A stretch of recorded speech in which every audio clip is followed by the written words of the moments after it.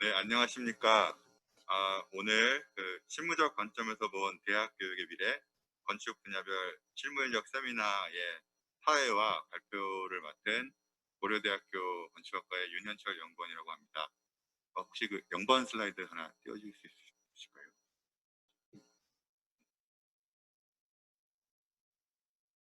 이거 오랫동안 틀어놓으셨.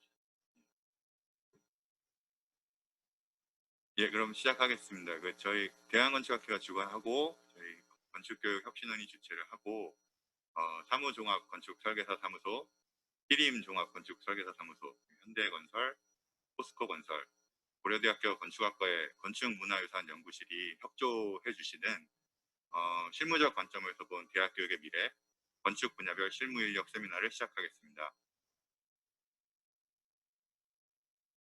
네, 이 세미나는 건축 분야별 실무 인력들이 모여서 현재 각 분야별 실무 특징 및 경향, 그리고 실무를 바탕으로 대학 교육에 있어서 보완 및 추가되었으면 하는 부분, 그리고 아울러 코로나 사태 이후에 대학 교육에 예상되는 변화에 대해서 발표 및 대담하는 세미나입니다. 발표자는 건축 설계 분야가 2명이고 시공 분야, 구조 분야, 친환경 건축 분야가 각 1명입니다. 순서는 아까 말씀드렸던 윤현철 고려대학교 건축학과 연구원이 시작을 하고, 그리고 그 다음에 최민석 사무종합건축사사무소 마스터님께서 발표를 해주십니다. 그 다음에 시공 분야 오세용 현대건설 책임 매니저님께서 발표를 해주시고, 다음으로 구조 분야 민지연 포스코건설 과장님께서 발표를 해주십니다. 그리고 마지막으로 친환경 건축 분야의 박진영 히림종합건축사사무소 팀장님께서 발표를 해주시는 걸로 마무리를 하겠습니다. 현재 지금 건축센터 지하 1층 강당에서 줌으로 송출 중이고요. 4시 10분부터 5시 10분까지 아까 말씀드린 순서로 5명이 발표를 하고, 그 후 30분 동안 질의응답 시간을 가질 예정입니다. 네, 그럼 다음으로 좌장님이신 고려대학교 건축학과 류성룡 교수님의 인사 말씀이 있겠습니다.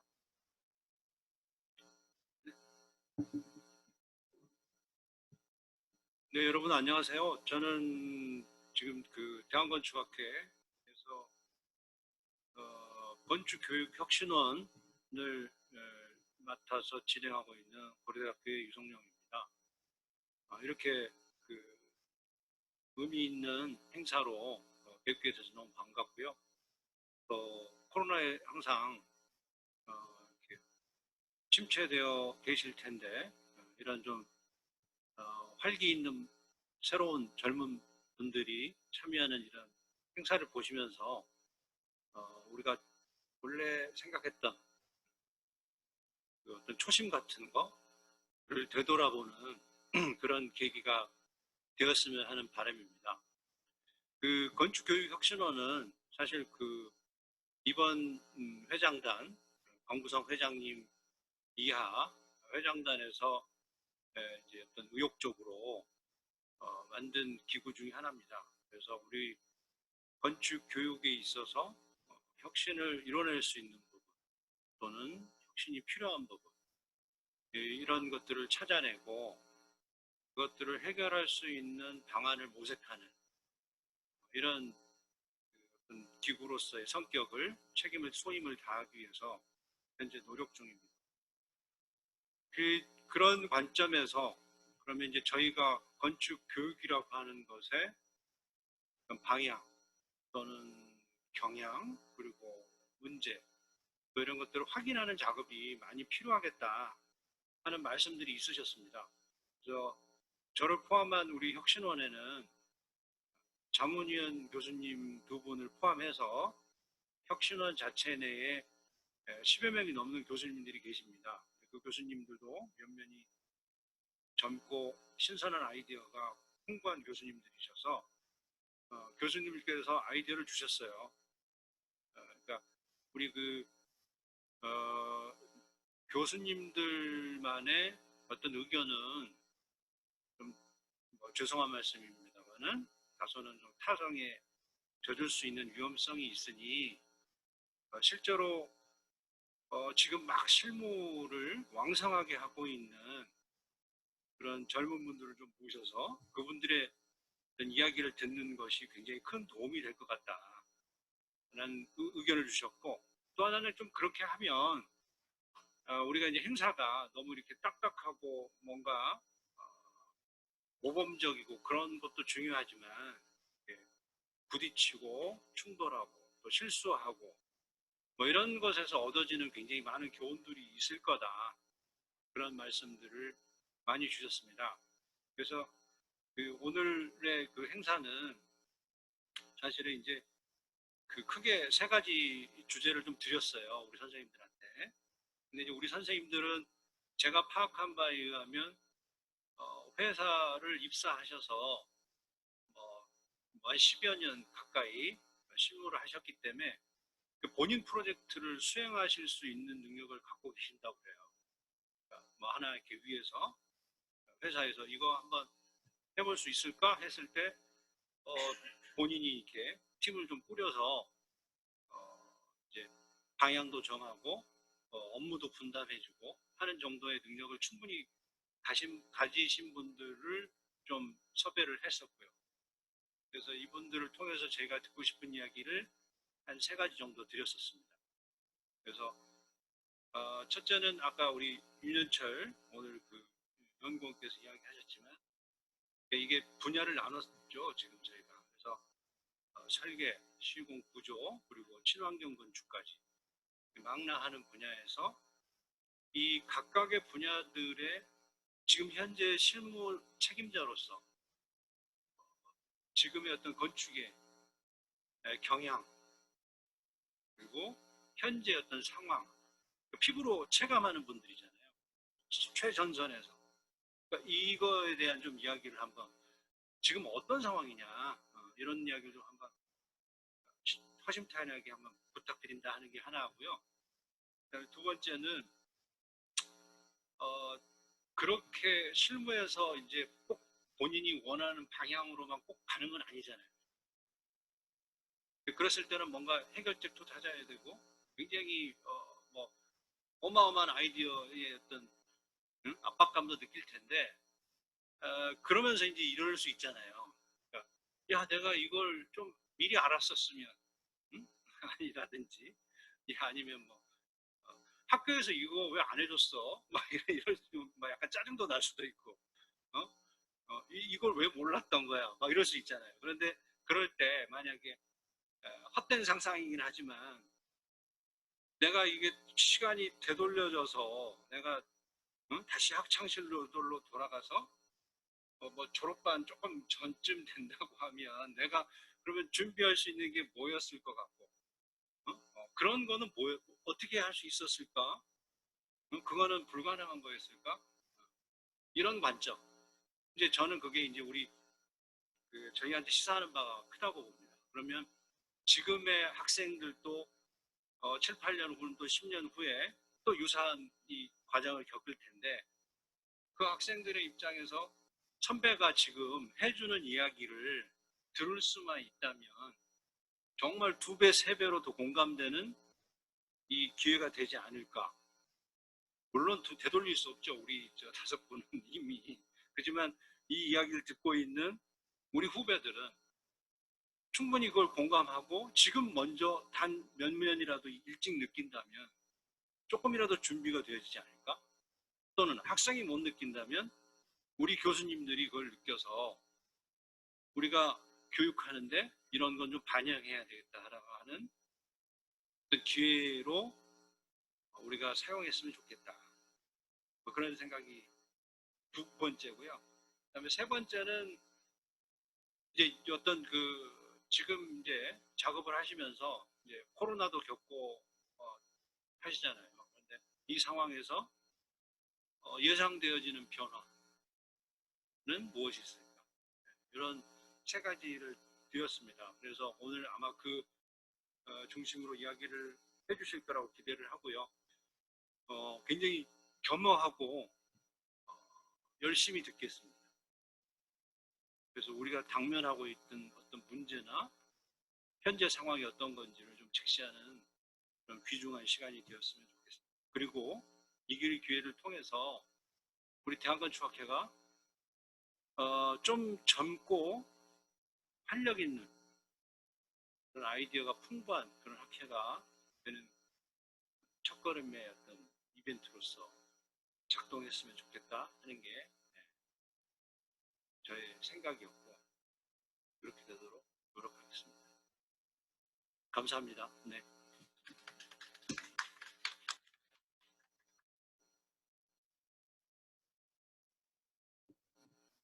네, 교수님 좋은 말씀 감사합니다.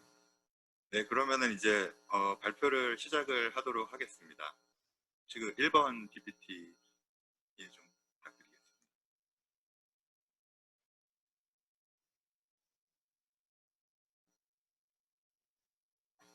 예, 첫 번째 발표자는 아까 말씀드렸던 윤현철 연구원입니다. 발표를 시작하겠습니다.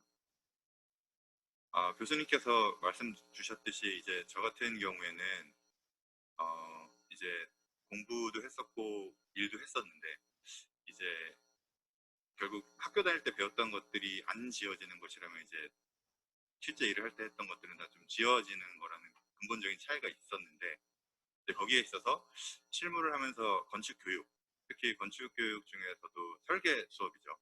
스튜디오 수업에서 이런 부분이 있었으면 좋았겠다 하는 부분들에 대해서 중점적으로 한번 부족하나마 말씀을 드려보고자 합니다.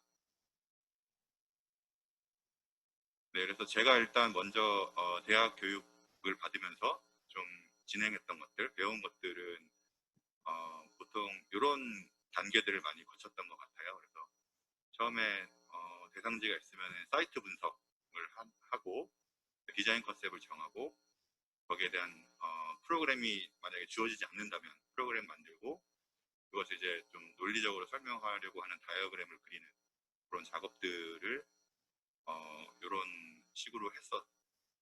학교 다닐 때는. 이제 이러한 것들을 바탕으로 이렇게 도면화하거나 혹은 뭐 렌더링을 하거나 모형을 만드는 작업들을 주로 이런 시퀀스로 교육을 받아왔던 것 같습니다. 마찬가지로 뭐 한 가지 더 프로젝트인데요. 마찬가지로 앞서 말씀드렸듯이 이런 앞전의 과정을 거쳐서 최종적으로는 도면을 그리고 모형을 만들고 이렇게 렌더링을 해서 제가 생각했던 건물에 대해서 어떻게 하면 좀 더 잘 설명을 드릴 수 있을까? 어떻게 좀 더 설득력 있게 할 수 있을까라는 것들에 좀 치중을 했던 것 같습니다. 근데 이제 일을 하면서 느꼈던 부분은 이제 스튜디오 수업에서, 그러니까 건축 설계 수업에서 공부했던 것들이 이제 실무에 있어서 큰 자산이었으면 물론 당연히 분명한 얘기지만 그럼에도 불구하고 이제 실무에서 좀 어려움을 겪었던 부분들에 대해서 말씀을 드리도록 하겠습니다. 이제 첫 번째로는 실제로 지어지는 이제 도면 드로잉의 어려움이 좀 있었어요.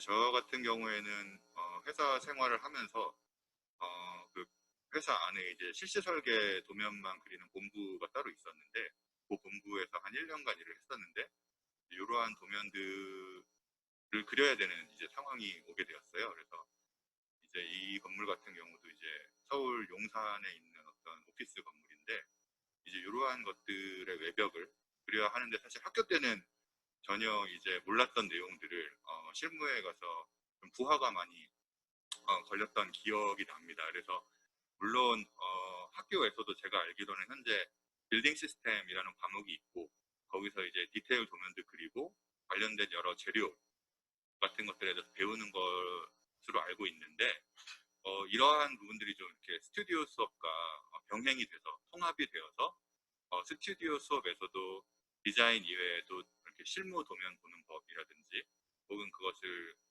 완벽하게는 아니더라도 드로잉을 하는 법을 좀 이렇게 가르치는 교육이 병행이 되었으면 하는 생각을 한번 해보았습니다. 그리고 그 두 번째로 말씀을 드리고 싶은 부분은 이제 모형입니다. 현재는 당연히 그 소프트웨어들이 되게 비약적으로 발전을 하고 있고 요즘은 이제 VR, AR 같은 프로그램들도 많이 나와서 소위 말하는 디지털 건축 시대가 되게 더 강화되고 있는데 그럼에도 불구하고 이제 모형의 중요성이 좀 있다고 개인적으로는 생각을 합니다. 이제 이 모형 같은 경우에는 회사 다닐 때 만들었던 모형입니다. 그래서 그 발주처랑 프레젠테이션을 쭉 진행을 해왔었는데 이렇게 이미지로 근데 잘 설득이 잘 안 됐었습니다. 이제 발주처께서 이해를 못하겠다, 어떤 공간인지 잘 이해를 못하겠다 해서 결국 말미에 이런 100대 스케일 모형을 가지고 이제 갔거든요. 발주처에 가지고 가서 이 모형 같은 경우에는 이렇게 안에가 이렇게 십자 형태로 쪼개지는 그 섹셔널 모형이었습니다. 그래서 요거를 가져가서 이 도서관 건물이었는데 이 도서관 내부가 이렇게 생겼고 이거를 모형으로 설명을 드렸더니 되게 반응이 좋고 이제야 좀 건축 이 건물이 어떤 공간인지 이해가 된다라는 말씀을 해주시더라고요. 그리고 앞의 사례와는 반대로 약간 작은 사례인데 또 다른 프로젝트에서 이제 건축주께 이런 이미지들로 프레젠테이션을 드렸었습니다. 그래서 이렇게 3D 이미지 혹은 섹션 이미지 같은 것들로 보여드렸더니 건축주께서 우리 건물 너무 좋아요, 너무 예뻐요 라고 말씀을 하셔서 프레젠테이션이 잘 끝났구나 라고 생각을 했는데 이제 나가시면서 이 모형을 보여드리진 않았었어요. 스터디 모형이었는데 이걸 보시더니 근데 이 건물은 어떤 건물인가요? 라고 말씀을 하시더라고요. 그래서 이 건축을 전문적으로 안 하시는 분들, 그러니까 비건축인들은 이 공간이나 이런 거에 대한 이해가 좀 모자르실 수 있구나, 부족하실 수 있구나라는 생각이 들어서 결국 스튜디오 수업에서 모형을 이제 결과물로서 만드는 경우가 많이 있는데 사실 이 어떤 소통의 툴로서 이 모형이 큰 작용을 많이 한다고 생각을 합니다. 그래서 이 과정 소통으로서의 모형을 만드는 작업이 스튜디오 수업에서 좀 더 중점적으로 다뤄지면 더 좋지 않을까라는 생각도 한번 해보았습니다. 그리고 마지막으로 말씀드리고 싶은 부분은 이제 건축 법규에 대한 내용입니다. 이게 일을 조금 길진 않지만 조금 해보니 이제 건축 법규란 것이 단순한 지침이 아니라 디자인을 좌우하는 틀이라는 걸 많이 느꼈었는데 지금 보여드리는 사례는 이 사이트가 제주도에 설계를 했었는데 사이트가 오름 지역이었습니다. 오름이라고 그 기생화산 지역인데 자연보호구역이어가지고 엄청 법규들이 많더라고요. 그래서 그러한 법규에 의해서 건축물의 규모, 건축물의 개수, 건축물의 높이, 재료까지 정해지는 부분들이 많이 있어서 이때 굉장히 사실 생소한 경험들을 많이 했습니다.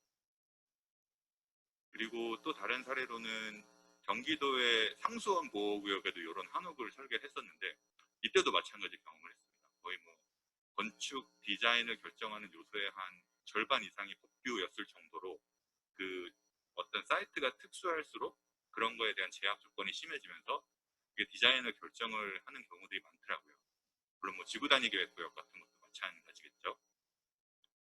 결과적으로는 스튜디오 수업에 있어서 사이트에 대한 좀 세밀한, 좀 실질적인 법규 검토, 체크리스트 같은 것들을 만들어서 그것을 처음에 딱 잡아놓고 그것에 기반한 스튜디오 수업이 되었으면 나중에 실무에서 일을 할 때 좀 더 익숙하고 좀 더 경험이 있는 상태로 실무를 받아들일 수 있을 것 같다는 생각을 했습니다. 그래서 결과적으로 제가 학교 교육에서는 굉장히 어떤 다양성 그리고 어떤 그런 유동성 그리고 창조성 같은 것들을 강조를 받으면서 교육을 받았는데 물론 앞서 말씀드렸듯이 이런 게 굉장히 큰 자산이었죠. 하지만 그럼에도 불구하고 실무를 함에 있어서 이제 어려움을 겪었던 부분들 어떤 컨스트럭션 다큐멘트라든지 아니면은 실제 모형에 대한 스터디가 좀 더 아주 크리티컬하게 작용을 했던 부분들 그리고 법규에 대해서 좀 미리 알았으면은 훨씬 그 프로젝트를 운영함에 있어서 뭔가 익숙함이 있었을 것 같다라는 생각을 했었습니다. 네, 그럼 제 발표는 여기까지로 하겠습니다.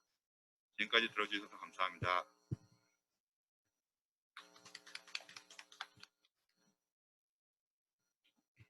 네, 그러면 이제 제가 첫 번째 발표를 마쳤는데요. 저희 아까 말씀드린 순서대로 발표를 순차적으로 진행을 하고 추후에 이렇게 통합적으로 질의응답 시간을 가지도록 하겠습니다. 이번 슬라이드 띄워주시면 감사드리겠습니다. 예, 다음 발표를 해주실 분은 사무종합건축사 사무소의 최민성 마스터입니다.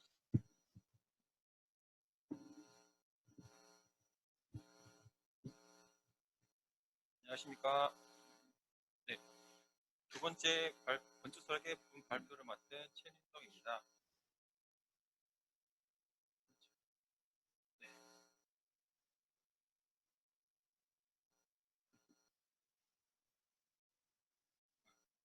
네, 저는 사무 설계에서 2009년도에 입사를 하고요. 한 10년 정도 건축 설계 업무를 하고 있는데, 현재 건축 설계 본부에서 BIM 리더로 실무 담당을 하고 있습니다. 저는 이번에 건축 설계에서 빔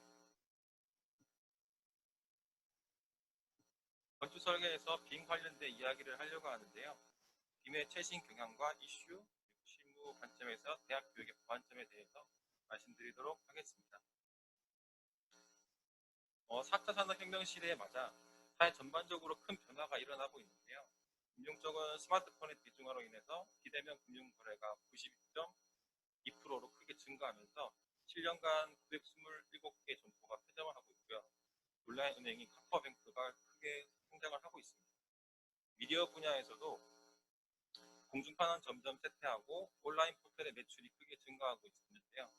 유통 분야 또한 미국의 대형 백화점인 시어즈 백화점은 매출이 점점 감소하는 반면 온라인 유통업체인 아마존 같은 경우에는 2020년 253조 원의 매출을 올리면서 급성장을 하고 있습니다. 이렇게 여러 분야에서 디지털로의 혁신적인 변화가 일어나고 있는데요. 건축 또한 옛날 손으로 그리던 그런 시대에서 90년대 캐드 그리고 2000년대 레이과 같은 다양한 설계 툴들이 생기면서 디지털 건축으로의 변화가 진행되고 있는 상황입니다. 지금 보시는 이 표는 오토데스크 유니버시티라고 하는 미국에서 열리는 소프트웨어 컨퍼런스에 대한 세션에 대한 내용인데요.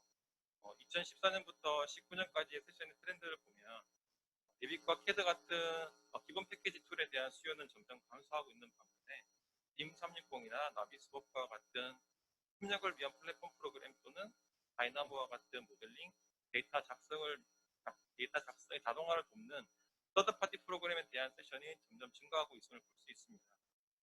이는 설계 툴의 변화에서 한 걸음 나아가 설계 플랫폼, 즉 디지털 설계 생태계가 형성되고 있다는 것으로 볼 수는 있는데요. 디지털 설계 생태계의 중심에는 레빗이 있고요. 그와 연계한 자동화 생산성 향상 툴, 시각화 및 공간 분석을 위한 협력을 위한 툴, 구조 및 친환경 분석을 위한 툴 등이 있는데 이런 레빗 파일 하나만 있으면 다양한 설계 검토가 이루어질 수 있습니다. 이 중에서 저희가 자주 사용하는 툴에 대해서 간단히 좀 말씀을 드리려고 하는데요. 저희 사무 회사에서 개발한 사무팀 익스텐션이라고 하는 툴이 있는데요. 이 툴을 이용을 하면은 구조업체에서 만든 마이다스라는 모델링을 레빗 모델링으로 쉽게 전환을 하고 엑셀 파일을 이용해서 구조 모델링을 수정하고 관리할 수 있습니다. 또한 엑셀로 구조 일람표 같은 도면들을 자동적으로 생성을 할 수 있는 기능이 있는데요. 이전에 그 2D 라인으로 하나하나 선을 그으면서 작업했던 방식에서 탈피하여 자동화를 통해서 좀 더 생산적이고 맨아웃 투입을 줄일 수 있습니다. 네, 몇 페이지를 못 넘겼네요. 네, 다음은 퓨저라는 프로그램인데요. 레빗과 실시간 연동되는 프로그램으로 3차원 게임을 하듯이 비주얼 체크를 하고 부재에 대한 정보를 확인하고 수정할 수 있었습니다. 퓨저에는 협력 기능이 있어서 그 이전에 저희가 코로나가 되게 심각했을 때 재택근무를 했었는데요. 재택근무하면서 그 팀원들 간에 가상 공간에 모여서 서로 회의를 하고 미팅도 하고 했었던 기억이 있습니다. 그 다음 보시는 툴은 다이나모라는 프로그램인데요. 컴퓨터 연산 프로그래밍처럼 원하는 연산을 만들면 모델링과 도면 수정을 자동적으로 처리가 가능합니다. 이정령 또한 다이나모를 통해서 손쉽게 모델링을 할 수 있는데요. 단점이 있다면 이게 모델링하는 방법들이 좀 복잡해서 그런 무한한 가능성에 비해서는 좀 접근이 쉽지 않다는 그런 부분들이 있습니다. 다음 보시는 툴은 엔스케이프 시각화 프로그램입니다. 루미온이나 트윈모션 같은 프로그램들은 학생들도 많이 사용하고 있는 것으로 알고 있는데요. 루미온과 트윈모션을 보시면은 보통 직관적인 인터페이스로 인해서 쉽게 사용이 가능하지만 엔스케이프 같은 경우에는 레빗 상에서 재질을 하나하나 다 설정을 해줘야 됩니다. 하지만 그 다른 툴에 비해서 그냥 유리라든가 사람 그런 금속에 대한 재질이 거의 실사와 유사할 정도로 엄청 실사와 유사할 정도로 뛰어나기 때문에 최근에는 많은 직원들이 사용하고 있는 툴입니다. 앤스케이프에는 배경 이미지를 교체할 수 있는 기능이 있는데요. 그래서 VR 카메라로 실제 사이트에 있는 이미지를 촬영을 하여서 그 이미지를 배경으로 깔면은 거의 실제로 현장에 있는 가상의 이미지를 만들 수 있는데요. 지금 보시는 바와 같이 실제로 지어진 건물에 있는 것 같은 이미지를 보실 수 있습니다. 그리고 4차 산업혁명 시대에 빼놓을 수 없는 것이 바로 VR인데요. VR은 내부적으로 공간 검토라든가 관수철 보고할 때도 모델 대신에 VR 사용이 증가하고 있는데요. 그래서 학교 쪽에서도 영상이나 디지털 이미지에 대한 좀 더 연구들이 좀 있었으면 좋을 것 같습니다. 다음으로 보여드릴 툴은 클라우드 프로그래밍 빔 360이라고 하는 건데요. 클라우드에 레비 파일을 올리게 되면 언제 어디서든 쉽게 모델링과 도면 내용들을 확인하고 체크할 수 있는데요. 그리고 다른 사람과 소통할 때도 쉽게 이용할 수 있어서 팀끼리 서로 협력을 하거나 그리고 협력업체분들과 일을 할 때도 많이 활용하고 있는데요. 저는 개인적으로 그 아이패드를 이용해가지고 화면에 수정 사안들을 펜으로 체크를 하고 그리고 팀원들에게 전달을 해서 모델링을 수정을 하고 있는데요. 그리고 협력사와 일을 할 때도 도면이나 파일들을 보내지 않고 모델링 정보가 있는 그 링크를 보내면 업체에서 그 링크를 타고 와서 저랑 같은 화면을 보면서 이야기를 할 수 있습니다. 그래서 이를 통해서 오프라인 미팅하는 횟수를 좀 최소화할 수 있었는데요. 요즘과 같은 시대에는 가장 효과적인 툴이라고 생각이 듭니다. 그리고 학교에서도 과제를 링크 주소로 보내가지고 이미 온라인 상에서 모델링과 내용들을 확인할 수 있기 때문에 학교에서 한번 적용하는 것도 괜찮은 툴이라는 생각이 듭니다. 다음은 물량 산출에 대한 내용인데요. 레빗에 있는 머티리얼 테이크오프라고 하는 기능이 있는데 이를 통해서 물량을 산출할 수 있습니다. 견적업체에서 작성한 수량 산출서에 대한 내용을 검토할 때 이에 대한 검증 자료로서 이 기능을 활용을 하고 있습니다. 실무적인 관점에서 대학 교육에서 보완해야 할 점이 무엇인지 좀 고민을 해보았는데요. 크게 한 3가지 정도를 말씀드리겠습니다. 보통 스케치업이나 캐드 같은 경우에는 보이는 부분만 그리고 대략적인 형태만 이렇게 모델링하는 경우가 있는데요. 근데 빔 같은 경우에는 실제로 가상 공간에 실제 건축을 하듯이 모든 부분을 모델링해야 합니다. 내가 만든 모델링 기기가 바로 도면으로 사용됩니다. 그렇다면 신입사원이 부서 배치를 받고 모델링 업무가 주어졌을 때 가장 어려움을 느끼는 것이 무엇일까 생각을 해봤는데요. 바로 재료하고 디테일을 무슨 재료가 적합하고 두께나 세부 구성이 어떻게 되는지 이런 부분에 대한 궁금증이 많을 텐데요. 학교에서 건축 재료나 디테일에 대한 교육들이 좀 더 있었으면 좋을 것 같고 아까 연구원님께서 말씀하신 대로 단순히 건축 설계를 통해서 예쁜 디자인만 뽑는 수업이 아니라 그런 부분 공간이라도 디테일을 끊어보면서 실질적으로 건축이 어떻게 구성이 되고 이루어지는지 이런 부분에 대한 고민들이 있었으면 좋을 것 같습니다. 그리고 이미 학교에서 레빗이나 아키캐드 같은 수업이 있는 걸로 알고 있는데요. 요즘 시대에는 툴 교육은 기본적으로 일단 하는 것이고요. 앞서 말씀드렸던 빔 생태계가 이미 형성이 되어 있기 때문에 어떤 좋은 아이디어만 있으면 설계를 잘할 수 있는 기술적인 방법은 완전 찾을 수 있습니다. 멋진 건물을 그리는 것뿐만 아니라 건물을 멋지게 만들어가는 과정에 대한 교육도 필요할 거라고 생각합니다. 마지막으로 BIM의 진정한 의미를 보면은 정보와 모델링입니다. 빔을 활용하는 산업 분야는 모델링뿐만 아니라 그 안에 담겨진 많은 정보들을 이용하는 부분인데요. BIM의 가장 이상적인 활용은 설계부터 시공 그리고 유지 관리까지 하나의 빔 파일로 정보를 관리하는 것인데 현실적으로는 각각 따로 지금 BIM을 운영하고 있습니다. 최근 들어 시공사에서도 설계사의 빔 파일을 구매하는 그런 분위기가 있고요. 건물 사용자 또한 빔 모델을 구매하여서 유지관리나 직원 교육용으로 활용하겠다는 의견을 보이고 있습니다. 하지만 문제는 이런 앞으로 이렇게 했던 선례가 없기 때문에 BIM 파일 가격에 대한 기준이 좀 모호하다는 점이 있는데요. 이런 부분들이 앞으로 좀 해결해야 될 과제인 것 같고, 그리고 현재 학교뿐만 아니라 실무에서도 BIM 모델링 및 도면화를 위한 툴로만 인식되고 있는데요. BIM 파일 활용에 한계가 있는 것은 현실입니다. 빔에 담겨 있는 정보에 대한 중요성을 인지하고 활용할 수 있는 방법에 대한 고민도 많이 있었으면 좋겠습니다. 네, 이상 부탁드립니다.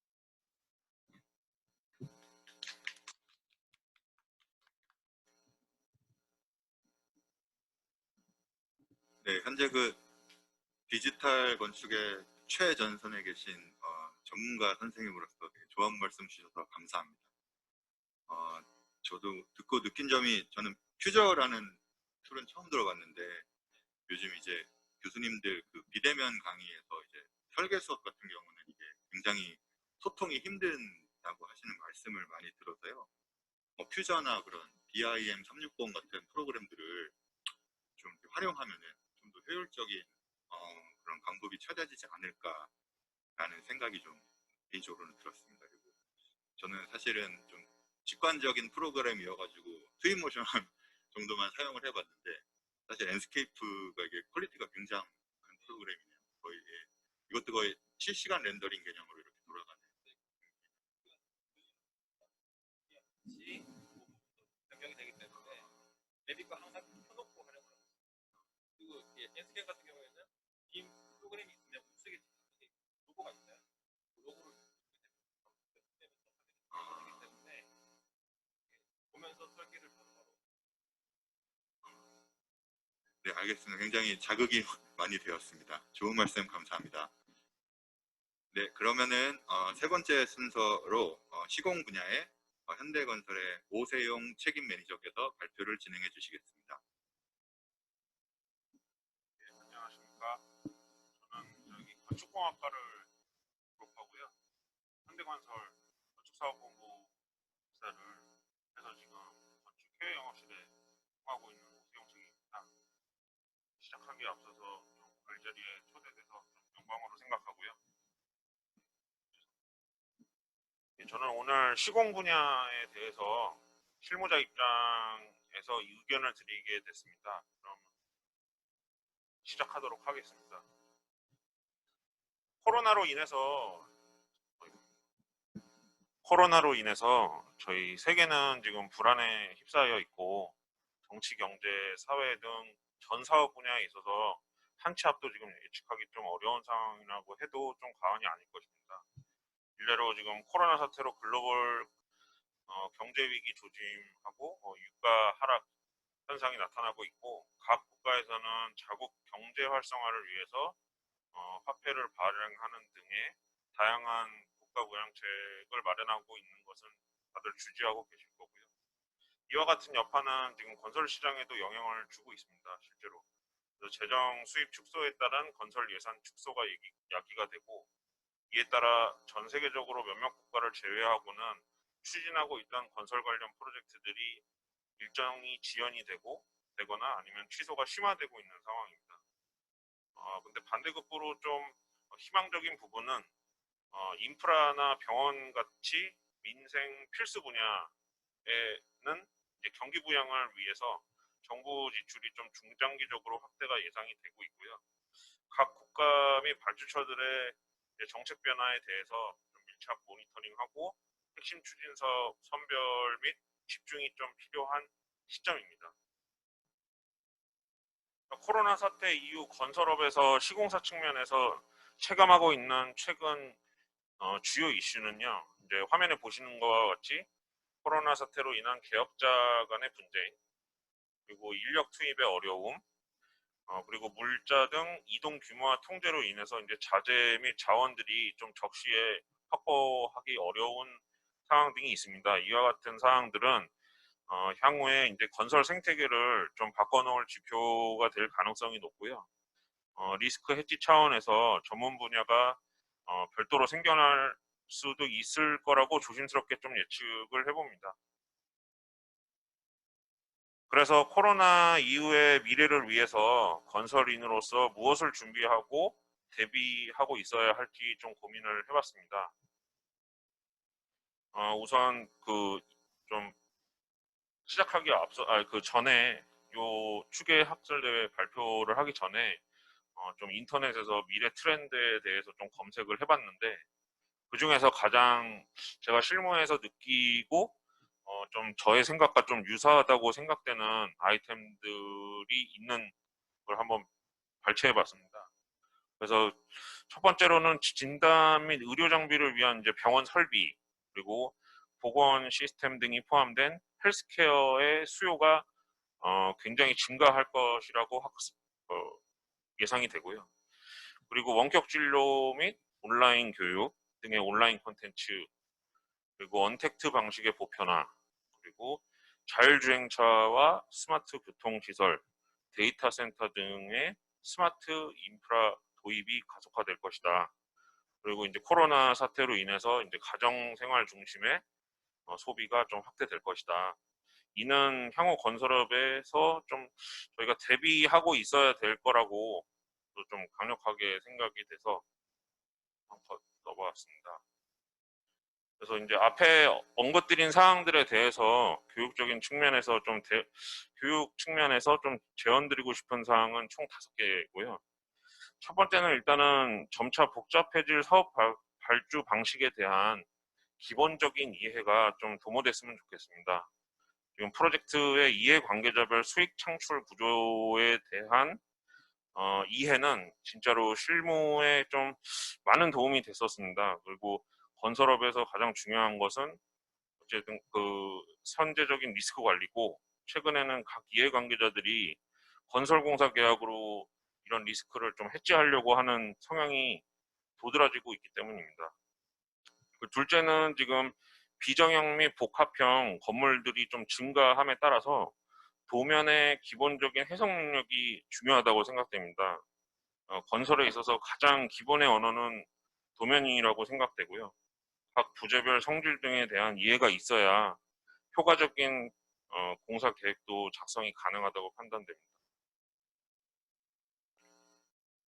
셋째로는 신자재에 대한 고찰입니다. 이 건축물의 뼈대가 되는 철근하고 콘크리트는 역사가 거의 한 세기 이상인 것으로 기억이 되고요.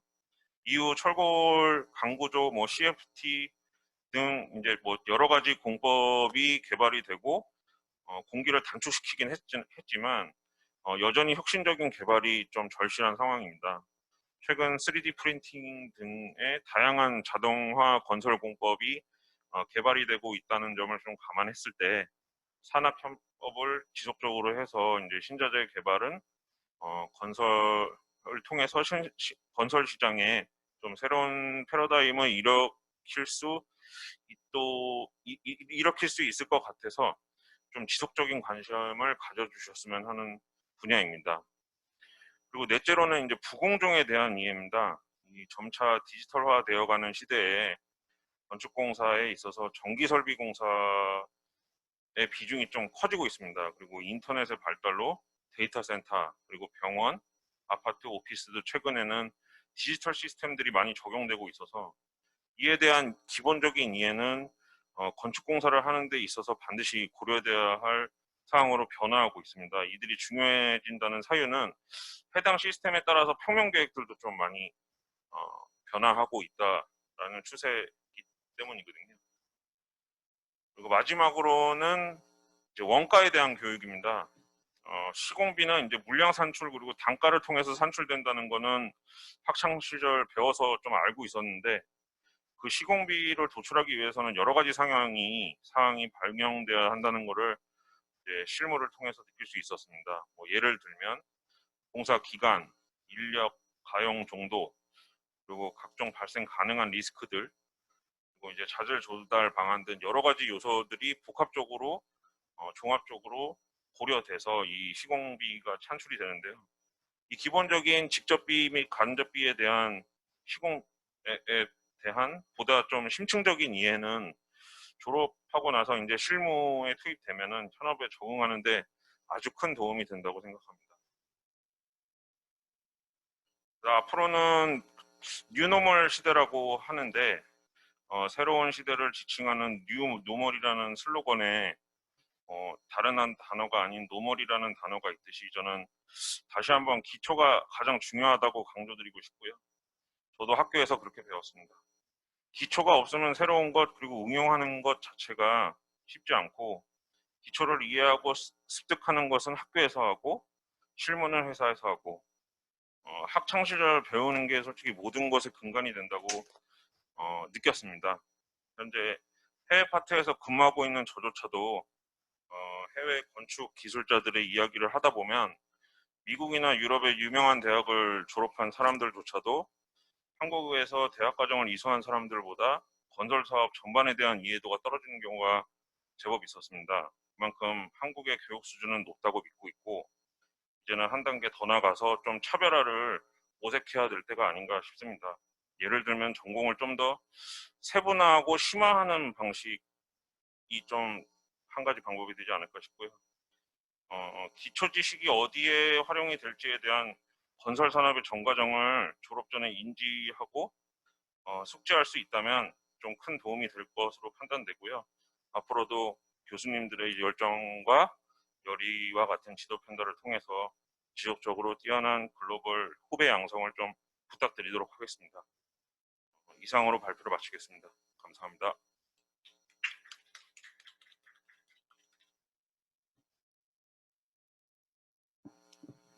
네, 책임님 좋은 말씀 감사합니다. 이제 초반에 그 코로나 이후에 유망 업종을 이제 보여주셨는데 사실 그게 제가 보기로는 이제 건설과는 약간은 좀 상이한 분야들이 참 많이 보였던 것 같습니다. 이제 그럼에도 불구하고 이제 5가지를 말씀을 주셨는데 이제 다양한 발주 방식에 대한 이해 그리고 도면 해석 능력 대양 물론 이게 도면이 건축 분야에서는 이제 공통의 언어니까요. 그 신자재에 대한 고찰 그리고 부공정에 대한 이해 요 부분도 참 공감이 가는 내용이었습니다. 사실 저는 이제 디자이너의 입장에서 보자면은 이제 그 설비 같은 것들이 디자인을 결정을 하는 부분들도 많이 있어서 공감이 갔던 부분이었던 것 같고요. 마지막으로 원가에 대한 교육이 필요하다라는 말씀을 주셨는데 이러한 것들이 다 이제 교육에 있어서 기본과 첨단을 넘나드는 그런 부분들이 많이 있어서 좋은 말씀을 해주셨다는 생각이 듭니다. 감사합니다. 다시 한번. 네, 그럼 다음으로 4번째 순서인 구조 분야 포스코 건설의 민지연 과장님께서 발표를 이어주시겠습니다. 네, 안녕하세요. 저는 구조 분야를 맡은 포스코 건설의 민지영 과장입니다. 저는 석사로 건축 구조를 전공했고요. 그다음에 구조설계사무소에서 한 5년간 근무를 하고 지금 현재는 포스코 건설에서 구조 설계 파트에서 근무를 하고 있습니다. 제가 생각하는 실무의 특징 및 경향은요. 먼저 여러분들도 다 동의하시고 아시겠지만 건물이 고층화되고 비정형화되고 있다는 겁니다. 잠실에 100층 넘는 건물이 지어졌고 요즘 40층이 넘는 공동주택은 정말 평범할 정도가 됐거든요. 또한 예전에는 기술이 발달하지 못해서 지어지지 못했던 비정형화된 건물들이 앞서 말씀하셨던 것처럼 3D 프린트나 빔을 통해서 구현할 수 있게 되었어요. 지금 아래 보시는 것처럼 제가 세미나에서 들었던 내용인데 외장재가 교차되는 부분이 동일한 모양이 하나도 없었던 건데 그거를 3D 프린트로 해서 접합부를 몰드를 다 이제 만들어져서 실제로는 시공이 됐었던 사례들도 있더라고요. 그만큼 이제 기술이 발전되면서 저희가 기존에 하지 못했던 것들을 계속 가능하게 변화되고 있는 것 같습니다. 두 번째로 생각하는 제 실무의 특징과 경향은 건설의 제조업화, 공업화라고 볼 수 있을 것 같아요. 지금 52시간 근무 시간으로 인해서 공사기간이 부족하고 또한 인력난으로 인해서 외국인 근로자라든지 그다음에 고령의 근무자들로 인해서 안전사고라든지 또 환경 문제 이런 것들이 많은 이슈가 되고 있거든요. 그런 거를 해결할 수 있는 하나의 방안으로 현장에서 지어졌던 건물들을 공장에서 최대한 제작하고 현장에서는 최소화로 시공할 수 있는 공업화가 좀 대세 대두되고 있는 거라고 보여집니다. 뭐 여러분도 많이 아시겠지만 PC는 아마 오래전부터 적용되어 있었던 공법인데요. 그 예전에는 뭐 공장이라든지 주차장의 일부에만 적용됐던 PC들을 이제는 그 지하 외벽에도 적용하고 또한 그 사람들이 사는 주거에도 적용하려고 하는 여러 가지 지금 개발들이 이루어지고 있거든요. 그래서 아마 이런 공업화된 공법들은 아무래도 앞으로도 계속돼서 확대될 거라고 생각이 들고요. 또한 두 번째는 프리패브입니다. 그 공정이 복잡하거나 아니면 위험한 부분에 시공되어야 하는 그런 부분들에 있어서는 프리패브가 중요한 요소가 될 수 있을 것 같아요. 지금 첫 번째 보이는 그림은 그 코어의 옥탑층을 그 프리패브로 해서 조립하는 그런 장면이거든요. 그게 옥탑에서 그 시공되기 때문에 그 위험 요소들이 많은데 우선 공장에서 제작해서 인양할 수 있는 만큼 사이즈로 만들고 그걸 현장에서 최소화해서 작업해서 그런 것들이 공업화를 이루는 하나의 그 아이템으로 점점 지금 개발되고 있는 것 같습니다. 두 번째는 사실 이제 해외 사진이긴 한데 그 건물에서 욕실, 화장실 부분이 가장 공정이 복잡하다고 알고 있어요. 그 부분을 그 패키지처럼 미리 공장에서 제작하고 현장에서는 바로 그냥 설치만 할 수 있는 이게 보이면 다 화장실이거든요. 유닛으로 된. 이런 것들이 지금 이제 많이 시도되고 있고 실제로 현장에서도 적용되고 있다라고 볼 수 있고요. 마지막으로는 이제 모듈러라고 뽑았어요. 아마 조금 생소하긴 할 텐데 아마 해외에서는 제가 알기로 모듈러로 60층 넘는 건물이 시공된 사례들도 있고요. 그 우리나라에서도 지금 뭐 한 저층에 4층 정도로는 건물들이 시공된 사례들이 있습니다. 그래서 아마 이제 그만큼 현장에서는 바로 제작해서 현장에서 시공하는 시간을 가장 단축할 수 있는 여러 가지 공업화 공법들이 앞으로도 더 많이 나올 거라고 예상하고 있습니다. 마지막으로는 좀 구조 분야의 하나한 얘기긴 한데요. 이제 그 비구조 요소의 내진 설계예요. 예전에는 주 건물에만 내진 설계를 적용했다면 이제는 그 외에 마감이라든지 뭐 조형, 뭐 간판, 그 여러 가지 다른 요소들에도 그 내진 설계를 해야 되는 이제 시대가 왔어요. 그래서 아마 지금 이제 법이 개정되고 그다음에 관련된 그런 법규라든지 예제에 대한 것들을 이제 대한건축학회에서도 많이 이제 홍보하고 하고 계시거든요. 그래서 아마 그 내진 설계가 필요한 분야나 그런 아이템들은 아무래도 점점 더 늘어날 것이다. 그런 생각이 들고요. 두 번째로 제가 실무를 바탕으로 대학 교육에서 뭐 보완이나 좀 추가되었으면 하는 부분에 대해서는 세 가지를 뽑아봤는데요. 먼저 뭐 앞에서도 말씀하신 것 같아요. 기본에 충실하는 게 제일 먼저인 것 같아요.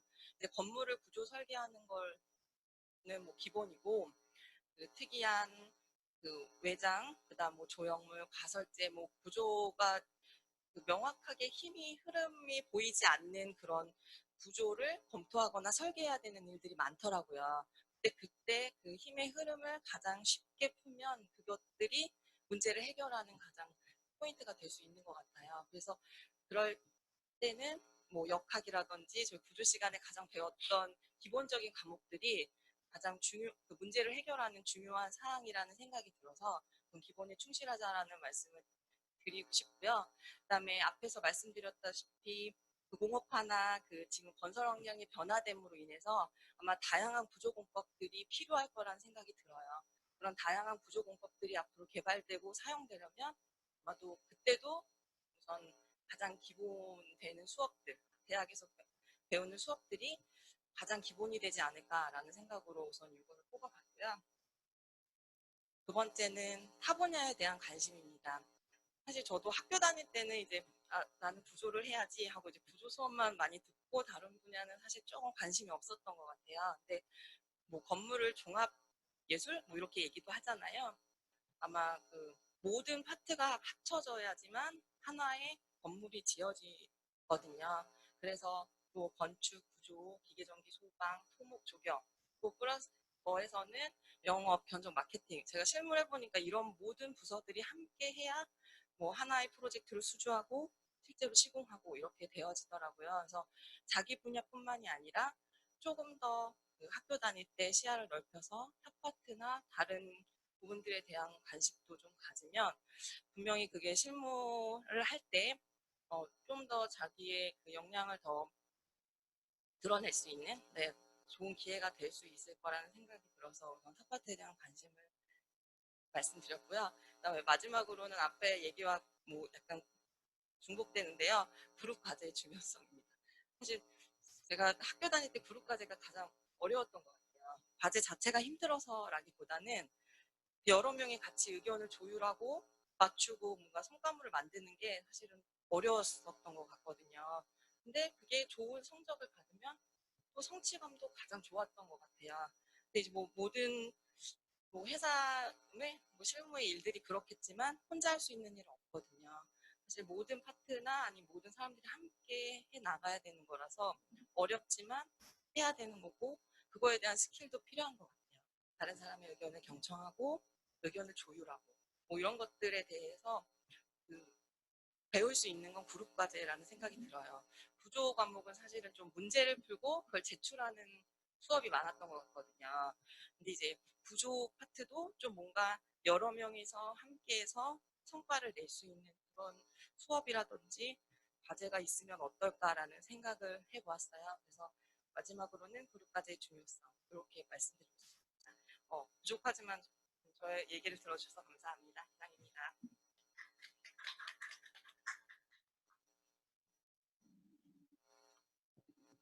네, 좋은 말씀 감사합니다. 저 요즘 구조 분야에 있어서 이제 앞서 오세영 채인께서도 말씀해 주셨듯이 그런 고층화, 비정형화의 경향을 말씀을 해주시고 그리고 건설이 이제 제조업화되고 있다.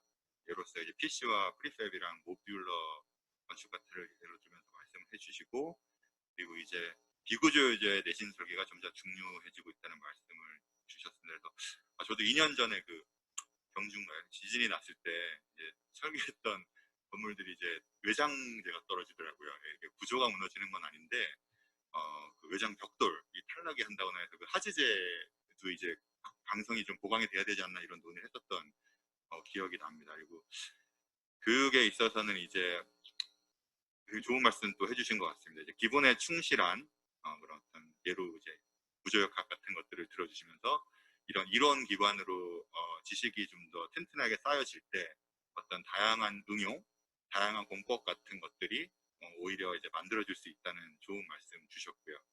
그리고 이제 타 분야에 대한 이해.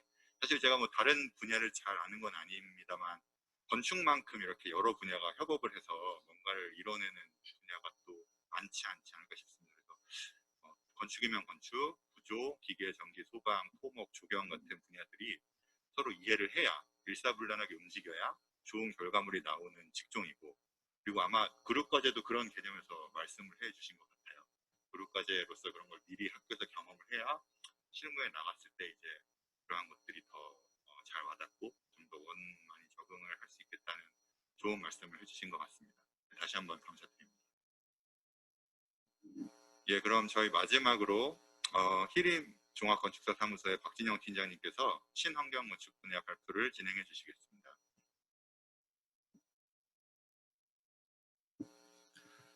네, 안녕하십니까. 저는 히림 건축사 사무소 박지영 팀장입니다. 이번 발표에서는 친환경 건축 분야에 대해서 발표를 하게 되었습니다.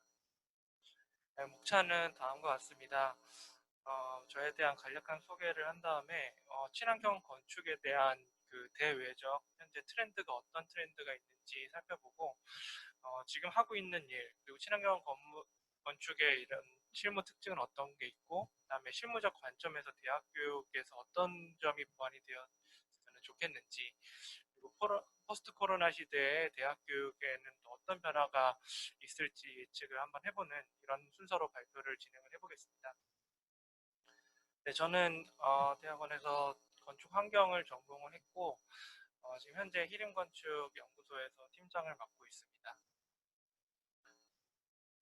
지금 해외에서는 기후 변화에 대한 가장 큰 이슈가 있어서 이제 국가별로 이런 기후 대응 체제를 마련을 하고 있는데요. 미국에서는 에너지 효율 경제 위원회에 따르면은 에너지 효율이 우리 기후 변화를 극복하는 데 가장 중요한 요소다라고 이야기를 하고 있고, 또한 주요 선진국에서는 GDP 증가에도 1차 에너지 소비량이 감소하는 추세를 보이고 있습니다.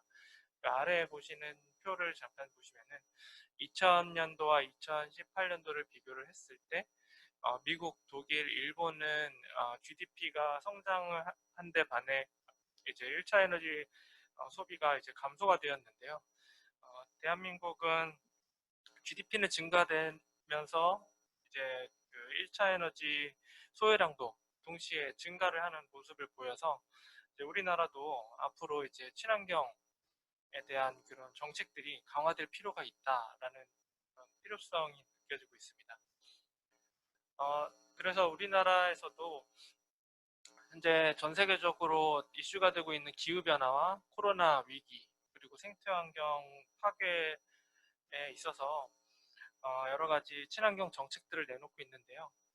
현재 우리나라는 이제 세계에서 7번째로 많은 이산화탄소를 배출하는 나라라고 합니다.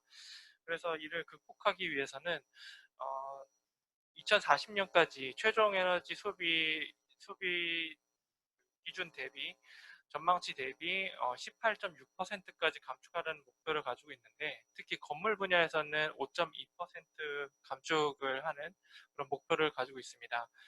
올해 이번 정부에서는 이제 한국판 뉴딜을 정책을 발표를 했고, 그린 뉴딜 정책의 일환으로 아래 보시는 것처럼 이제 5가지 이제 세부 정책들을 발표를 하면서 우리나라도 탄소 중립 사회로 발전을 하자, 이런 캐치프레이즈를 가지고 이제 정책을 시행을 하고 있는데요.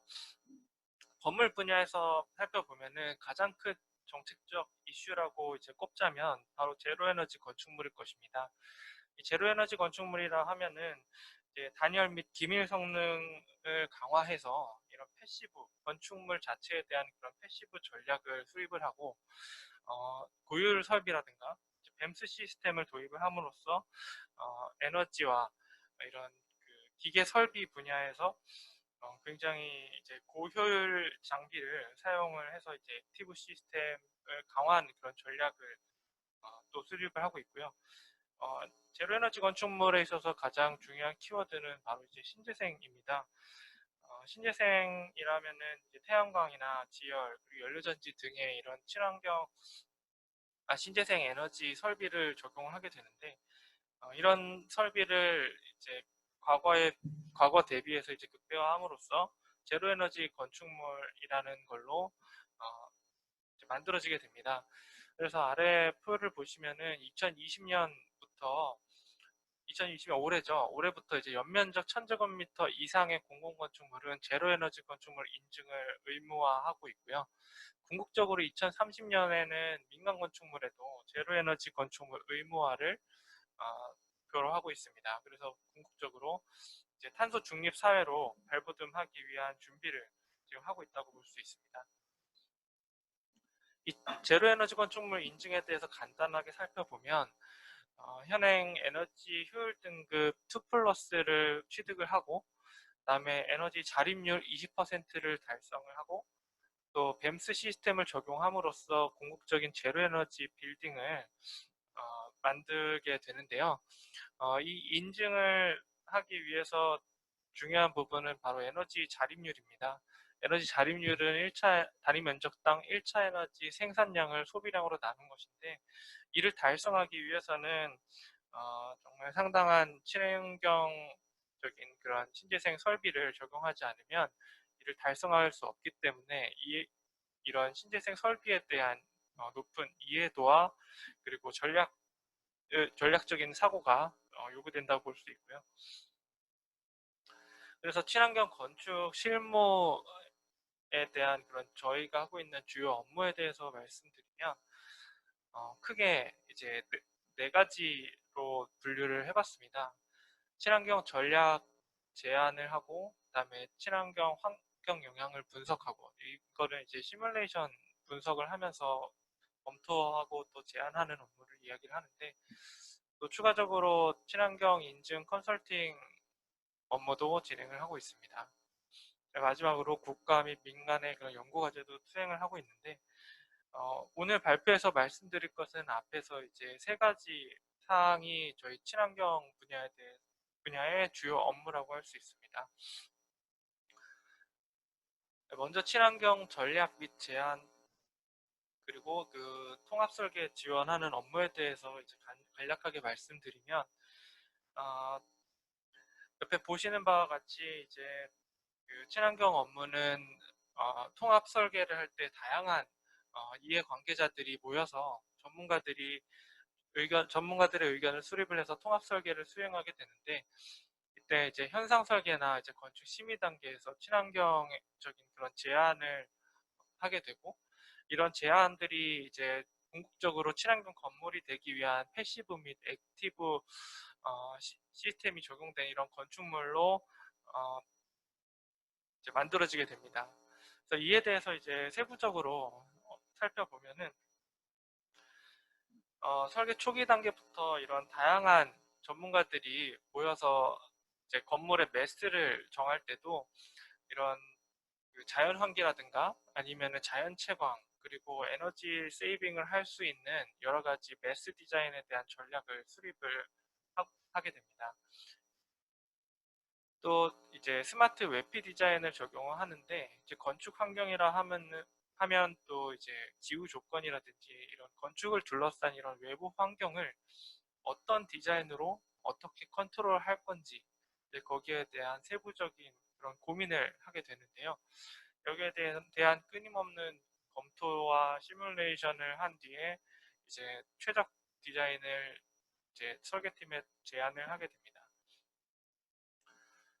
그리고 이런 쾌적한 실내와 그런 에너지 저감을 위한 이런 공간적인 그런 아이디어도 제시를 하는데요.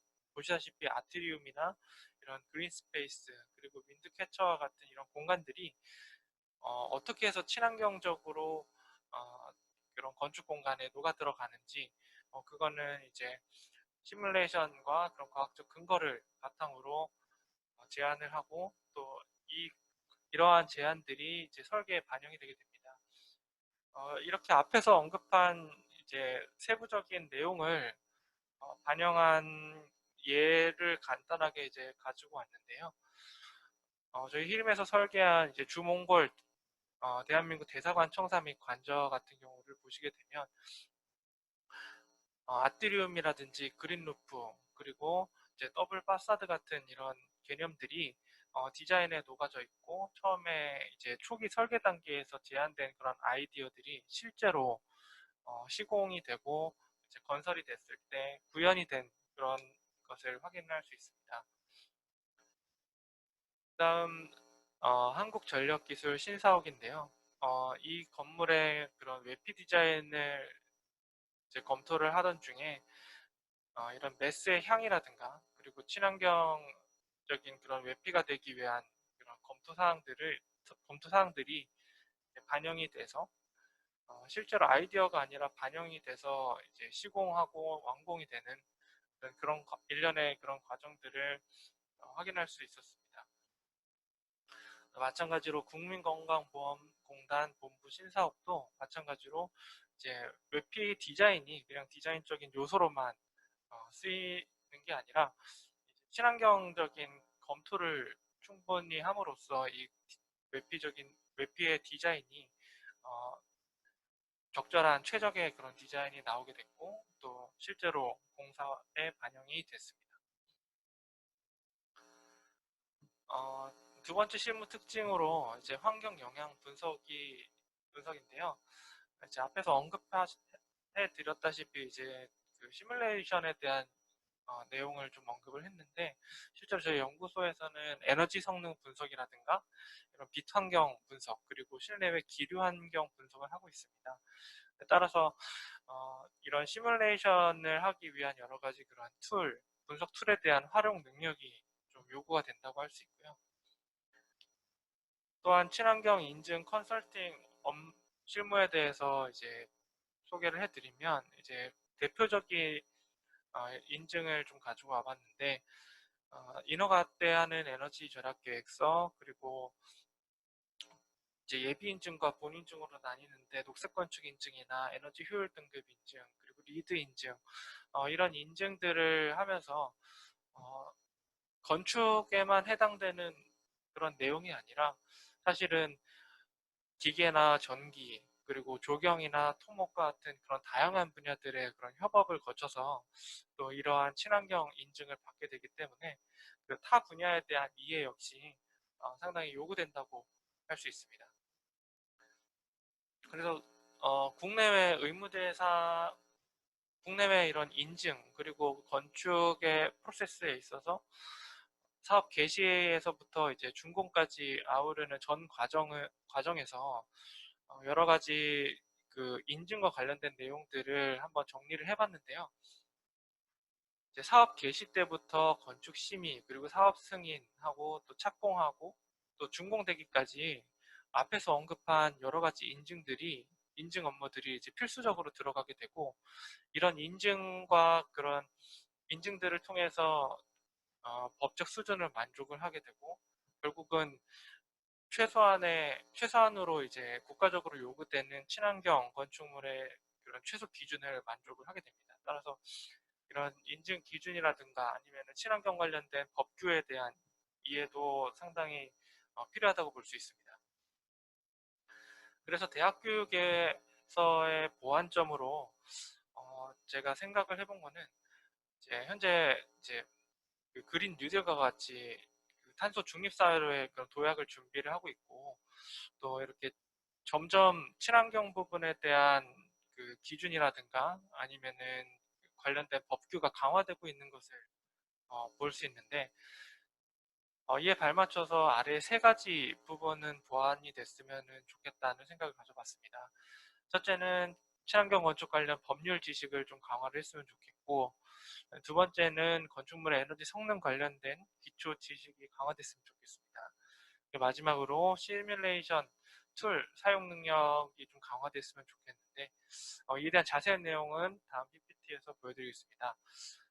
친환경 건축 관련해서는 정말 다양한 친환경 관련된 법규가 혼재되어 있고, 제가 학교 다녔을 때는 이런 친환경 관련된 법규를 이렇게 상세하게 살펴보지도 않았고 이렇게 많이 존재하지도 않았습니다. 근데 현재는 하나의 건물이 건축되기 위해서는 다양한 친환경 관련된 법규를 충족을 시켜야 되기 때문에 대학 교육에서 친환경 수업에서 이런 법규 관련해서 이제 좀 심도 있게 다룬다면은 현업에 왔을 때 좀 도움이 되지 않을까 생각을 해봤습니다. 그리고 건축물의 에너지 성능 관련된 이제 기초 지식이 좀 강화돼야 된다고 언급을 했는데, 가장 기본적으로 이제 물리적인 그런 물성, 다시 말해서 에너지 수준이 이제 강화되고 있기 때문에 단순하게 뭐 열 전도율이 뭔지, 그다음에 열 저항이 뭔지, 그리고 열 관리율이 어떤 건지, 그리고 차양을 하기 위해서는 내가 디자인으로만 이렇게 적용했던 그런 차양 장치가 실제로 에너지를 절약하기 위해서 어떻게 계산이 되고 산출되는지는 한번 그 대학 교육에서 수업을 한다면은 좀 그 현업에서의 그런 높은 이해도를 가질 수 있을 것 같고요. 말씀드렸다시피 이제 시뮬레이션 툴 사용 능력 강화입니다. 이제 실무에서는 친환경 관련된 그 에너지, 열환경이나 빛환경, 그리고 뭐 기류 환경, 음환경 관련된 다양한 시뮬레이션 툴이 사용이 되고 있고요. 실은 이런 시뮬레이션 툴 관련해서는 대학원 과정에서 좀 더 중점적으로 다루는 바가 있기는 하지만 대학 교육에서 이제 간략한 시뮬레이션 툴이라도 뭔가 자신이 선정을 해가지고 좀 본인이 디자인을 하는 데 있어서 그런 소스로 시뮬레이션을 해본다면은 굉장히 의미가 클 것 같습니다. 현재 이 에코2라든가 그 에코2 오디아 같은 프로그램은 에너지 효율 등급을 하면서 실제로 국가 공인된 이런 프로그램인데 이런 프로그램이 비록 정교하지는 않습니다. 그러나 현업에서는 이와 관련된 내용들이 중점적으로 다뤄지고 있고 해당 프로그램은 오픈된 에너지 공단에서 이제 오픈 소스로 이제 배포가 되고 있는 프로그램이기 때문에 이러한 프로그램을 사용을 해가지고 내가 디자인한 내가 설계한 건물에 대한 에너지 성능을 한번 이제 시뮬레이션 해본다면 굉장히 도움이 많이 될 것 같습니다. 끝으로 포스트 코로나 시대의 대학 교육의 변화를 예측을 해보면 현재 2020년은 코로나로 인해서 우리 사회는 상당히 많은 변화를 겪고 있는데요. 특히 이제 정부 차원에서 사회적 거리두기 운동을 실시하면서 우리 사회는 언택트 사회로 이제 도래가 되었다고 볼 수도 있을 것 같습니다. 그래서 앞으로 포스트 코로나 시대 대학 교육의 방향으로는 교육 방법과 교육 내용으로 한번 분류를 해서 생각을 해봤는데 이제 교육 방법에 있어서는 점점 온라인 강의 중심으로 변화가 될 거라고 생각을 하고 또 교육 내용에 있어서는 이제 포스트 코로나 시대에는 기존의 이제 오픈과 공유의 패러다임에서 폐쇄와 분리의 패러다임으로 전환이 되었다고 볼 수 있을 것 같습니다. 그래서 이제 이런 질병 관리라든가 질병 위생 관리에 중점을 둔 그런 공간 계획이 아마도 건축 계획에서 또 추가적으로 필요로 하지 않을까 생각이 들고 지금 자료는 가지고 오지 않았지만 저희 히림에서도 포스트 코로나 시대의 이런 건축 평면 그리고 오피스 계획 이런 것들을 한번 고민을 해봤는데 그런 내용들을 바탕으로 이제 앞으로에 다가오는 미래 사회의 변화를 대학 교육에서 좀 먼저 선제적으로 시도를 학생 신분에서 시도를 해본다면은 좀 더 의미 있는 미래를 열 수 있지 않을까 한번 생각을 해봤습니다.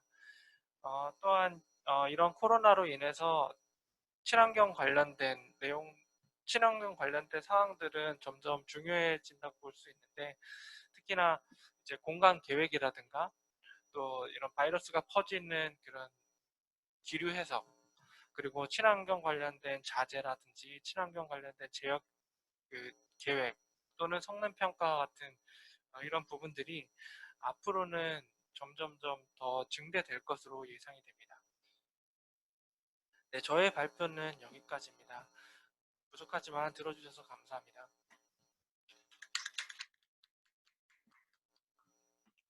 네, 좋은 발표 감사합니다. 네, 업무에 있어서 이제 세 가지 말씀해 주셨죠. 친환경 전략을 제안한다라는 말씀. 저도 회사 다닐 때 도움을 많이 받았던 기억이 납니다. 파사드나 어떤 매스나 공간적 아이디어에 있어서 도움을 많이 받았었고 이러한 것들이 또 그냥 나오는 게 아니고 두 번째로 환경 영향 분석을 통해서 어떤 과학적 근거를 통해서 나오는 디자인이라는 점 말씀 주셨고요. 친환경 인증 컨설팅을 현재 업무를 하고 계시다는 말씀 주셨습니다. 저도 회사 다닐 때 이렇게 에너지 절약 계획서 같은 거 많이 쓰던 기억이 불현듯 나기도 했습니다. 대학 교육에 있어서 그런 세 가지를 되게 위계 있게 핵심적인 것들을 체계적으로 말씀을 주셨는데 법률 지식부터 시작을 해서 그리고 어떤 에너지 성능 같은 것들에 대한 기초 지식 그리고 툴 다루는 능력까지 말씀을 주셨는데 이러한 것들이 점점 법규도 그렇고 에너지 성능으로도 그렇고 기대치가 높아지고 강화되고 있는 실정이라 정말 이것도 중요한 부분을 말씀을 해주신 것 같습니다. 그리고 포스트 코로나 시대에 있어서도 참 와닿았던 내용 중에 하나가 이제 폐쇄와 분리의 사회라는 말씀을 해주셨는데 어떻게 보면 이게 실내 생활하는 시간이 더 길어지고 실내 생활의 중요도가 더 높아지는 거라는 생각이 또 들었어요. 그래서 어떤 말씀 주신 것 중에는 인도어 에어 퀄리티에 대한 얘기도 있었고 그리고 친환경 자재 등에 대한 얘기가 있었는데 이러한 것들도 대학 교육의 어떤 내용으로서 향후 반영이 되면은 좋은 내용일 것 같다라는 개인적인 생각이 들었습니다. 네, 그러면은 저희 발표는 여기까지 5인 모두 마무리가 되었는데요. 이제 저희 이렇게 계신 분들, 줌 회의에 참석하신 분들과 질의응답 시간을 가지도록 하겠습니다.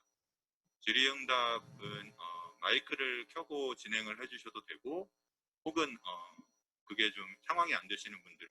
안녕하세요. 제가 중국에서는 회사는 오랫동안 다녔어요. 제가 모르는 거, 왜냐면 지금 중국에 있는 회사는 설계할 때는 빔 잘 이용해요. 그래서 요즘에는 빔 너무 유행하니까 할 수 있는 사람은 많이 없어서요. 그래서 그거에 관련한 거는 좀 소개해주면 좋은 것 같아요.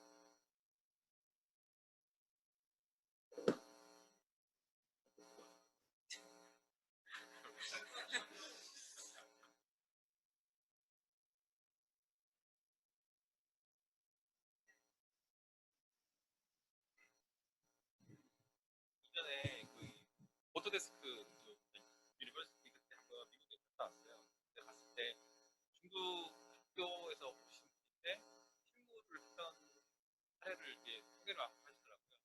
보니까 이게 조개 모양으로 생긴 오페라 하우스를 모델링을 하시고 안에 이렇게 음향 시뮬레이션까지 직접 다 하셨더라고요. 그래서 중국에서도 빔을 많이 하시는구나라고 되게 생각을 했는데 생각보다 다르게 좀 말씀하셔가지고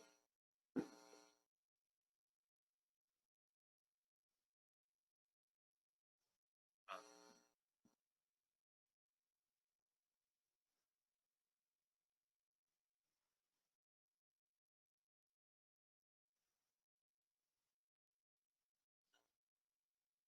그때 그 수업도 빔 학생한테는 가르쳐 주었어요. 그럼 제가는 빔은 잘 쓰는 사람 아니니까 그냥 모형까지만 가르쳐 줬어요. 아니, 다 이해했습니다. 다 이해했습니다.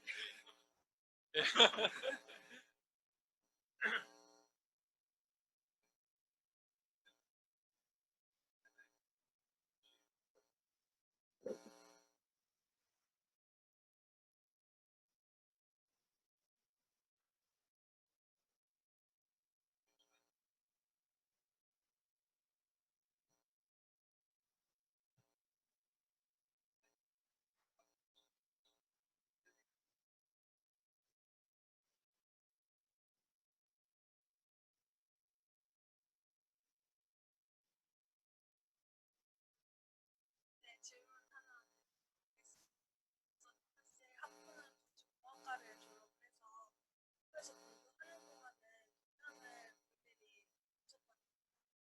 근데 나중에 취업한 친구들 얘기를 들어보면 다들 회사에서 도면 보는 일을 해서 너는 학교에서 안 배웠는데 어떻게 배우냐, 어떻게 읽냐 했더니 회사 들어가면 다시 다 처음부터 배운다고 하더라고요.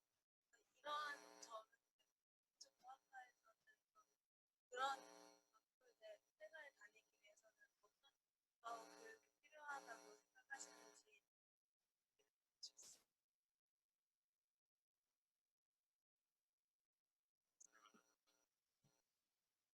제가 먼저 답변을. 사실 저는 학부를 건축학과를 나와서 그 건축공학과에 이제 정확한 커리큘럼은 잘 모릅니다만 그 건축공학과도 설계 수업을 몇 개 듣게 되어 있지는 설계 수업 열리는 필수 그렇군요. 저 같은 경우에도 학교 다닐 때 건축공학과 친구들이 있었는데 설계 수업을 듣는 친구들이 있었어요. 사실 설계 수업을 듣는다고 도면을 잘 볼 수 있게 된다라고 말씀드리기는 힘들지만 만약에 자기가 나는 그렇게 도면을 좀 보는 법을 익히고 싶다라고 하신다면 그런 선택 과목으로서 설계 수업을 들어서 그런 쪽으로 그 시간을 할애를 해서 설계 도면을 보는 법을 투자를 하는 방법이 있지는 않을까라는 생각이 들었습니다.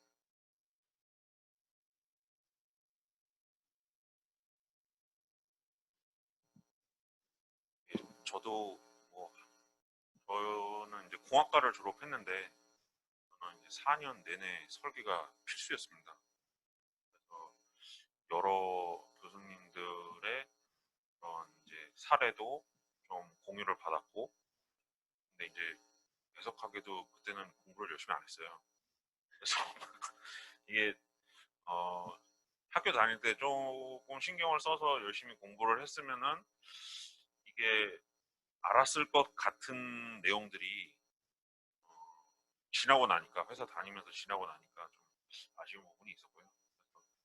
아니면은 최근에는 어떤지는 모르겠지만 현장 견학도 가시지 않나요? 예, 예, 뭐 그런 데서도 좀 통해서 간접적으로 좀, 경험해 보실 수 있지 않을까 싶습니다. 감사합니다.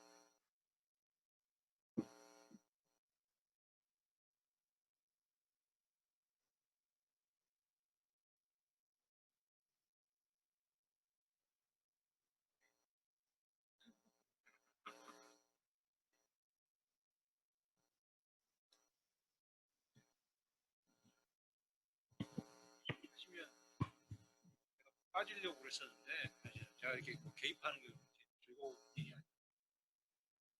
근데 이제 그 중요한 말씀하셨어요. 이제 이게 어려운 게 그리고 그 아까 오세훈 차장님은 4년 내내 그래도 도면을 보는 기회가 있었잖아요. 열심히 안 하셨다고 하지만 근데 그게 약한 학교도 있잖아요. 그렇죠? 도면이 아까 우리 차장님 이야기하실 때는 도면이 언어다, 건축이 언어다. 근데 언어를 안 배워. 그럼 이거는 대화가 안 되는 거잖아요. 어떻게 보면 이거 어떻게 해야 되죠, 이걸? 그건 완전히 큰 문제네.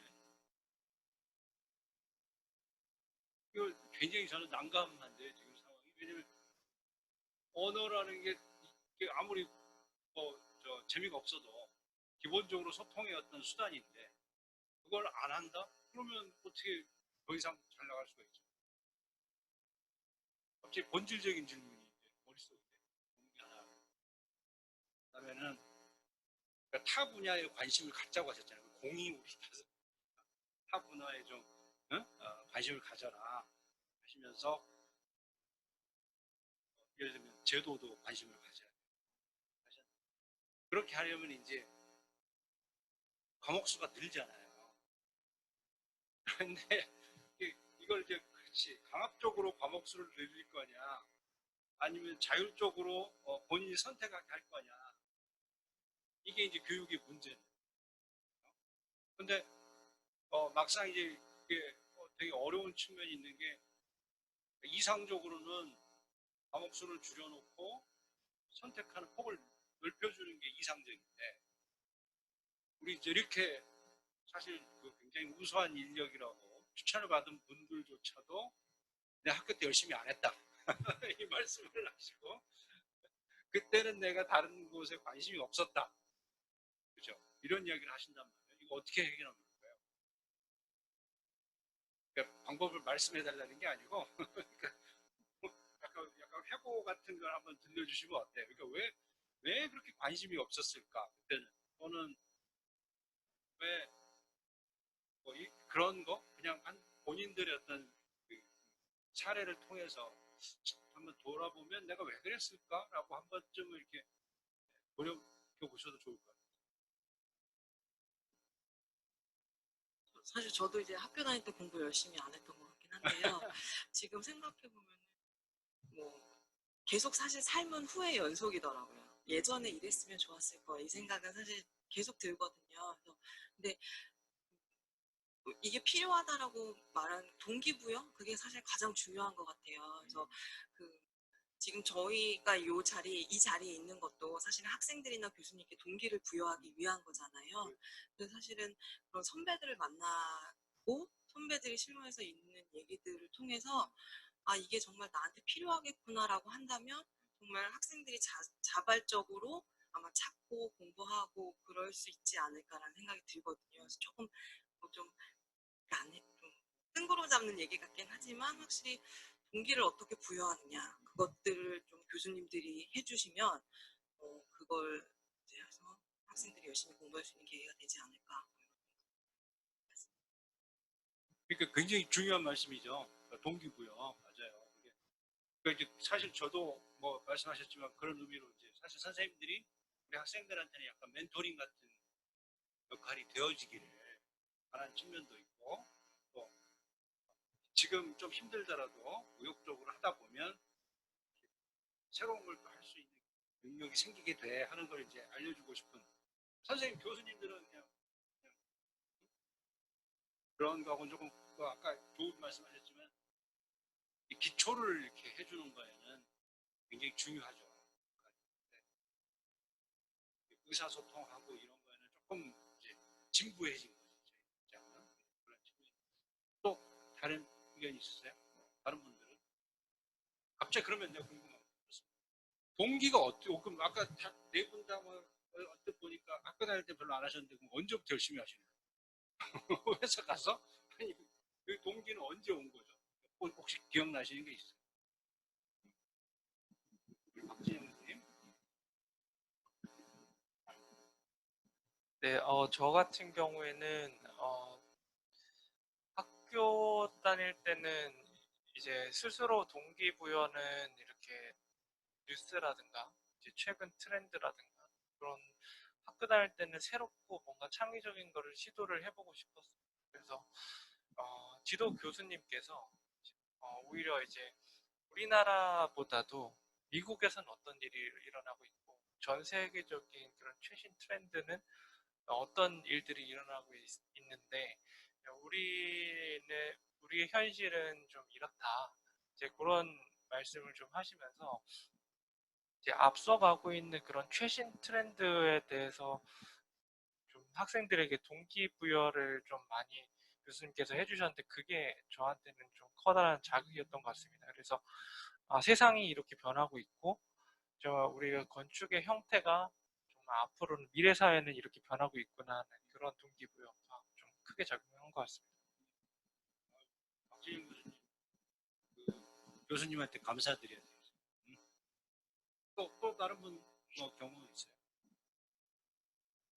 여기 다 지금 그래도 해외를 다 경험하신 거잖아요, 지금. 다들. 어떤 방법으로든 그런 게 필요하다. 넓은 세계를 경험하는 게 중요하다. 그런데, 자, 그러면 우리 설계하시는 두 분은 다른 분야에 관심이 많아요?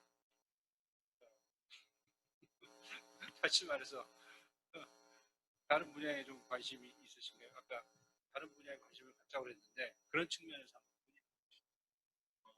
다른 분야에 관심이라고 하면 당연히 다들 영화라든가 음악 이런 거 좋아하시잖아요.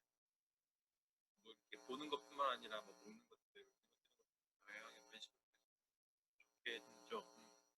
근데 지금 말씀하시는 그 주 포인트가 건축 외에 다른 분야를 말씀하시는 것 같은데 그렇죠. 네.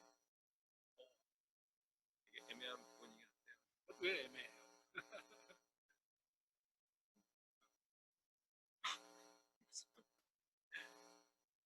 그게 궁금해요. 바로 그런 점들이. 그러니까, 다른 분야에 관심을 갖으면 좋겠다는 막연한 생각은 있는데, 이게 어떤 부분이고, 어떻게, 어느 정도의 관심인지, 이런 애매모호함, 바로 그 애매모호함 때문에, 무슨 뜻으로 이렇게 그거를 이야기하셨을까? 그러니까 실무에 도움되는 정도? 아니면 그게 내 머릿속에 안 그려진다고 하는 게? 뭐 이런 부분들이면 저 같은 경우에는 이제 일을 하면서 원래는 이제 교육받을 때는 시야가 좀 좁다 보니 이제 건축 설계 쪽에 좀 치중을 했지만 이제 막상 이제 필드에 나와 보면은 건축 설계를 하는 사람의 역할이 이렇게 건축 디자인을 하는 것도 있지만 결국 이 협력하는 업체들을 어떻게 보면은 좀 설계 단계에서는 총괄을 하는 역할을 맡게 되는 경우가 많이 있더라고요.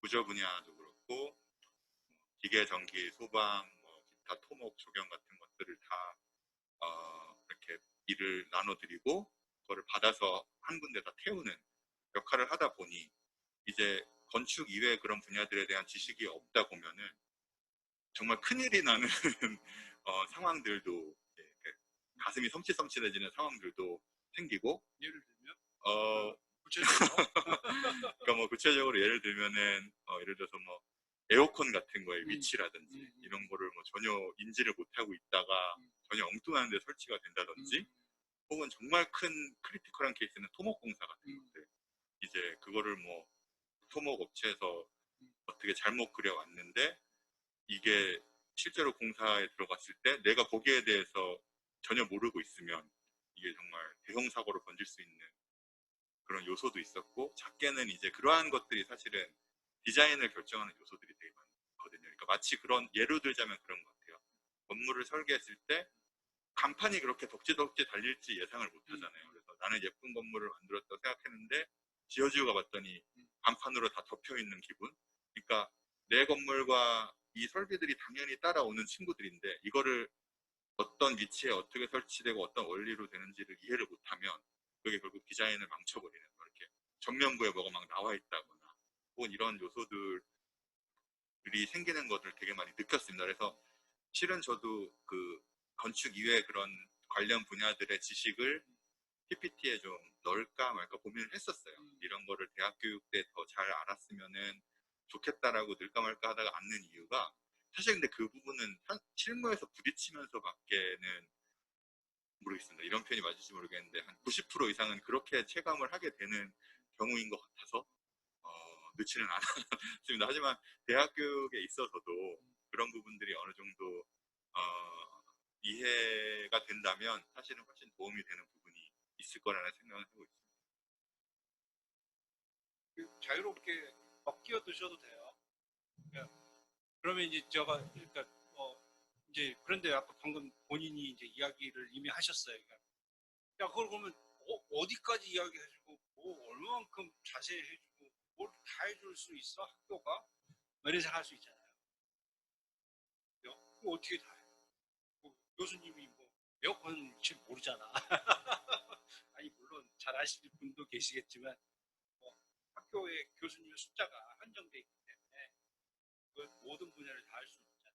그러니까 어찌됐든 말씀하신 대로 실무에서 부딪히게 되는 걸 감안해야 되잖아요. 그럴 때 해결할 수 있는 방법은 어떻게 보면 나는 아까 우리 선생님들이 이야기하신 그룹 과제 이게 해결책이 아닌가. 어차피 말씀하신 대로 그런 생각이 드네요. 그러니까 사실 저 그 생각했거든요. 제가 설계 수업 저도 들었었거든요. 근데 그때 설계 교수님이 저희한테 항상 하시던 말이 너희들 개그하니? 이거 말씀 제가 되게 그게 인상이 있는데 그러니까 지어질 수 없는 건물을 너희 왜 설계해와 약간 이런 뜻으로 계속 그 얘기를 많이 하셨었어요. 그래서 그 설계 저희 스튜디오 수업 반 이름이 개그반이었어요. 사실 교수님 맨날 그 얘기를 하셔가지고 근데 사실 지금 말씀하신 것처럼 그러니까 구조에 좀 관심 있는 친구 아니면 디자인에 관심 있는 친구 이런 친구들이 이렇게 협업을 해서 사실 조금 더 자기가 잘하는 분야 관심 있는 분야 있잖아요. 그것들을 같이 조율하면서 해결해 나가면 그게 사실 당연히 부족하겠죠. 실무에 나온 학생들이니까. 근데 그것들이 좀 보완되고 좀 새로운 경험이 될 수도 있지 않을까. 그래서 저도 보면 예전에는 좀 구조랑 관련 없이 설계됐고 아니면 너무 구조적으로만 설계하고 뭐 이랬던 기억이 지금 나서 제가 한번 말씀드려봤습니다. 그것도 방법일 수 있겠다 생각이 드는 거예요. 예. 크게 이야기해. 아, 성출이 안 돼요. 예.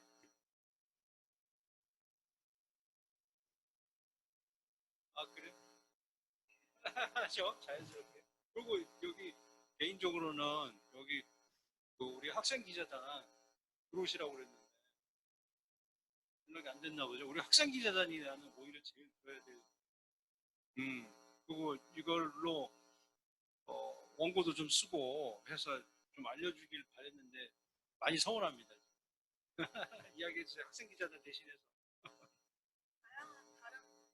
여기도 대고예요. 다양한 다른 분야에 대한 연계 교육의 필요성도 90% 이상은 실무 경험을 통해서 배우셨다고 하는데 그래도 그중에 이것만큼은 학교에서 배우고 왔으면 좋았을 것 같다고 생각하신 게 뭐였는지. 기본이 되는 거.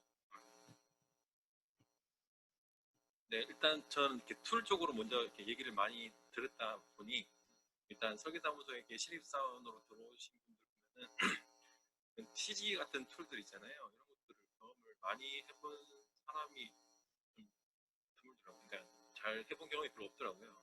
그래서 일을 저희는 이제 실무를 하다 보니까 가르치면서 할 수 있는 시간은 없어요.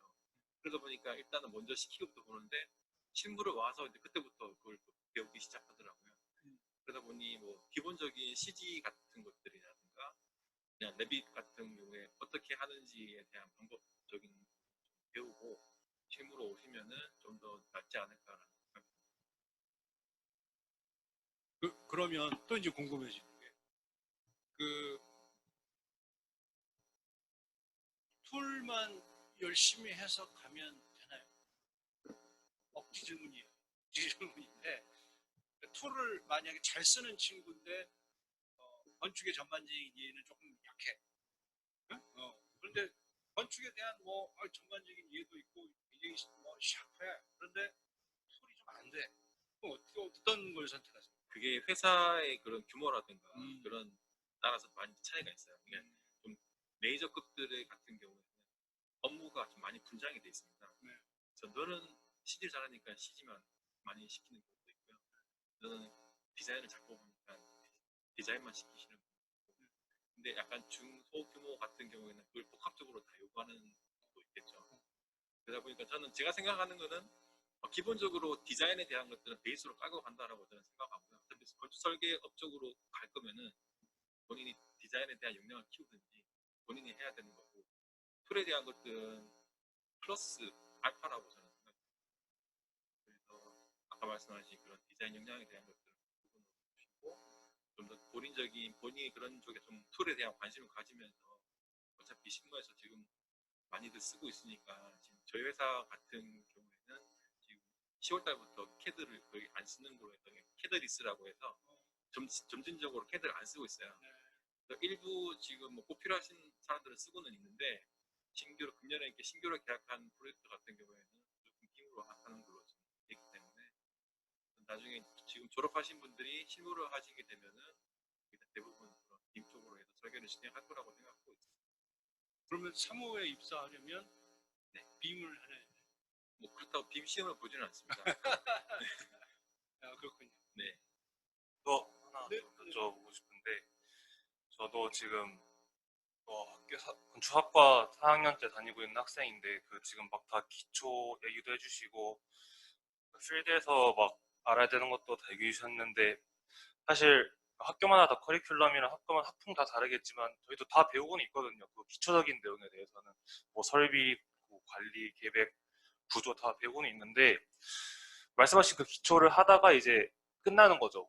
그 학기가, 그 수업이 끝나는 거죠. 그러니까 정말 맛보기만 하고 끝나는 거고, 다 보니까 다 오신 분들도 다 석사 과정까지 그 이상까지 공부를 되게 오래 하신 분들이더라고요. 그러니까 어쩌면은 그 학부까지 마치고 나가게 되면은 이게 좀 딱 정말 맛만 보고 나가는 거고, 계신 분들은 그 학부에서 안 본 거에서 자기들이 좋아하는 거를 이제 관심 있는 거를 더 깊이 공부를 하시고 전문가가 되신 거잖아요. 그러니까 그럼 이제 막 뭐 학부생들한테 그러면 공부를 더 해야 하냐, 아니면 뭐 석박사까지 이렇게 하는 그런 거에 대해서는 어떻게 생각하시는지 한번 여쭤보고 싶습니다.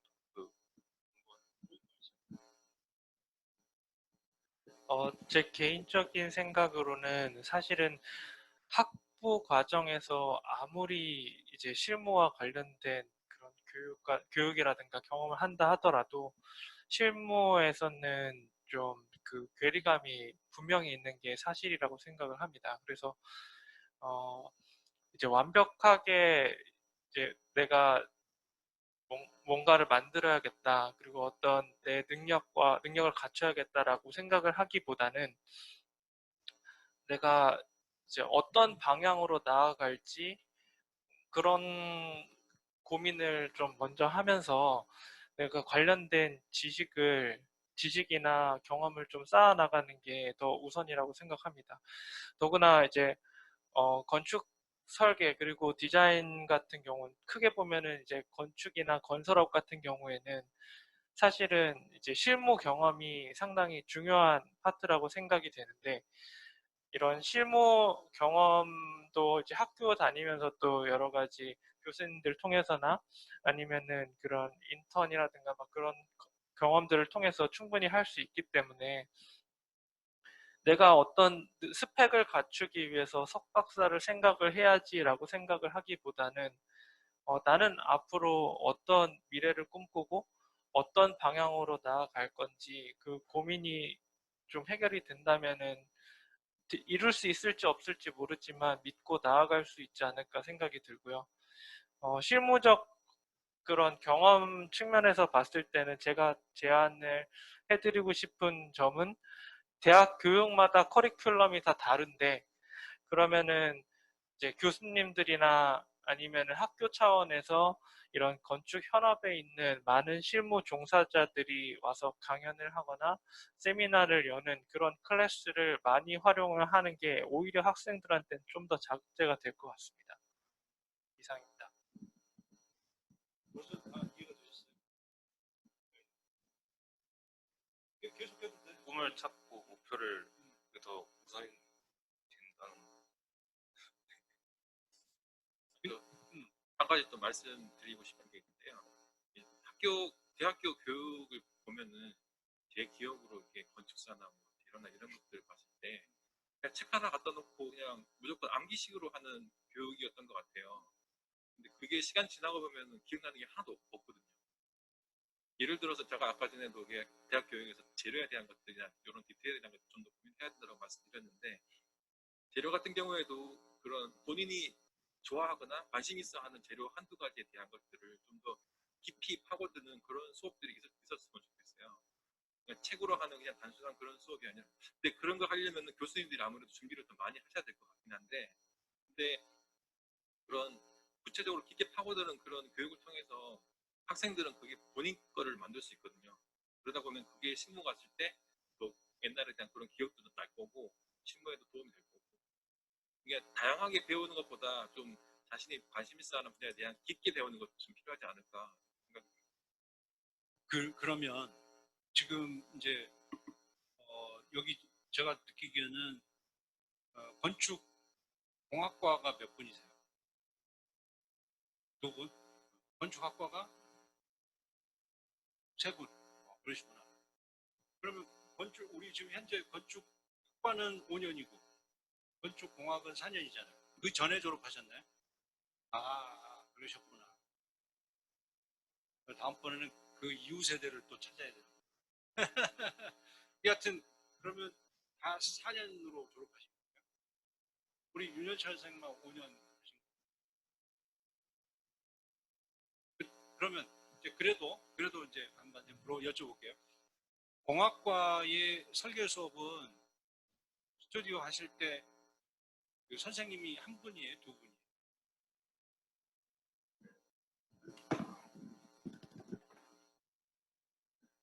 저희 때는 한 클래스에 한 10명에서 15명 정도 됐고요. 그런 게 한 7클래스 정도 됐습니다. 어휴, 굉장히 큰 학교. 거기에 이렇게 교수님들이 한 분씩 계셨고 교수님들도 계시지만 반면에 이제 설계사무소를 직접 운영하고 계시는 분들도 이렇게 오셔서 강의하시는 방식이었습니다. 어찌됐든 스튜디오에는 교수님이 한 분. 네. 분이 지도하시고. 혹시 두 분이 지도하신 거 있으세요? 스튜디오에서? 별건 없었어요. 없으셨구나. 하는 거나 별로 차이가 없다. 설계 같은 경우에는 교수님마다 스타일이 확실하시기 때문에 그거를 두 분이 비슷하시면 성향이 비슷하시면 모르겠지만 말이 안 되죠. 예를 들어서 약간 물과 기름을 섞어놓은 아, 그렇군요. 설계는 정말로 그 정말 이 본인의 뭐라 그래 주관과 이런 것들이 굉장히 뚜렷했던 걸로 저는 느꼈거든요. 그러면 대학 교육은 주관이 강한 디자인만 원하는 거예요. 그런 디자인들이 항상 성공을 해서 이렇게 굉장히 A로 뭔가 이렇게 되고 또 실질적인 건 A가 안 되는 경우가 있어요. 실질적인 거를 뭐 아까 누가 말씀하셨지만 실질적인 거를 거의 못하죠. 예. 이게 그 어느 해봤는데 계단이 뭐 5개다 한층 올라가는데 단이 5개다. 넌 이게 정말 올라갈 수 있다고 생각하냐? 단이 5개면은 층고가 1.5m면 30cm. 1.5m면 사람이 이렇게 기어다녀야 되는데 그런 식으로 뭐 현실감이 뭐 이런 그냥 개념은 배울 수 있었지만 현실감 있는 수업은 조금 이제 고학년 때 저희는 이제 4학년, 3학년, 4학년 때 좀 그런 심화된 수업들이 있었습니다. 처음에는 좀 개념적인 설계에 대한 매스 모델 접근 방법 뭐 이런 게 있었고 3, 4학년 때는 실제 이제 법규를 몇 개 갖다 놓고 그런 거를 적용해 가면서 그런 걸 준수해 가면서 나오는 설계. 근데 그러다 보니까 진짜로 설계가 딱 비슷해요. 직사각형이 딱 정해져. 근데 뭐 그런 거조차도 상당히 도움이 많이 됐었던 걸로 저는 기억하고 있습니다. 우수하시죠. 뭐 그런 이야기가 아니고 여튼 더 좋은 방향, 또 아이디어를 내볼까, 뭐 언택트를 뉴노멀을 그럼 뭐 어떻게 해야 돼? 이런 개념에서 하도를 던져보는데 그러면 이제 궁금한 게 우리 선생님들은 그래도 5년제 졸업한 후배들을 봤잖아요. 그럼 변화가 보이나요? 많이 달라요? 본인들이 다녔을 때.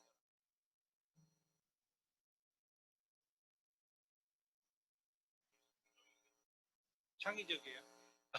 회장님 오셨네. 그냥 거기 앉아서 이제 아예 벌 받으세요. 그 회장님도 이렇게 좋은 이야기를 하고 있어서 자연스럽게 이게 회장님 늦게 오셨으니까 조금 숨을 돌리시고 그 전에 저희가 그러면 조금 마저 하던 이야기를 그러니까 확실히 여기 우리 5분은 이제 4년제 건축학공학과를 졸업하십니다. 이제 앞으로 그 뒤로는 이제 5년제 친구들을 후배로 받아서 이렇게 같이 일을 하는데 우리 오세영 선생님은 아무래도 창의적이다 분명히 뭐 이건 인정한다 이런 거고 그다음에 최민석 선생님이 네. 이번에 여기 나오는 걸 준비하면서 저희 신입 사람들 몇 명을 만나서 물어봤어요.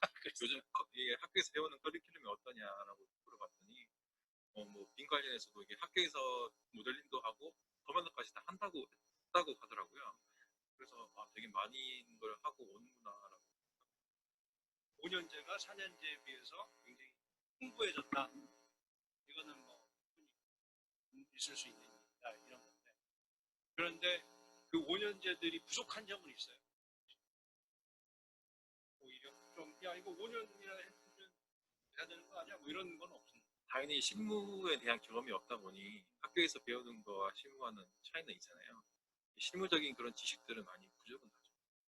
근데 그거는 이제 예전에 최 선생님도 처음 입사했을 때는 비슷한 상황이었을 것 같은데 제가 왜 이런 말씀을 드리냐면 예전에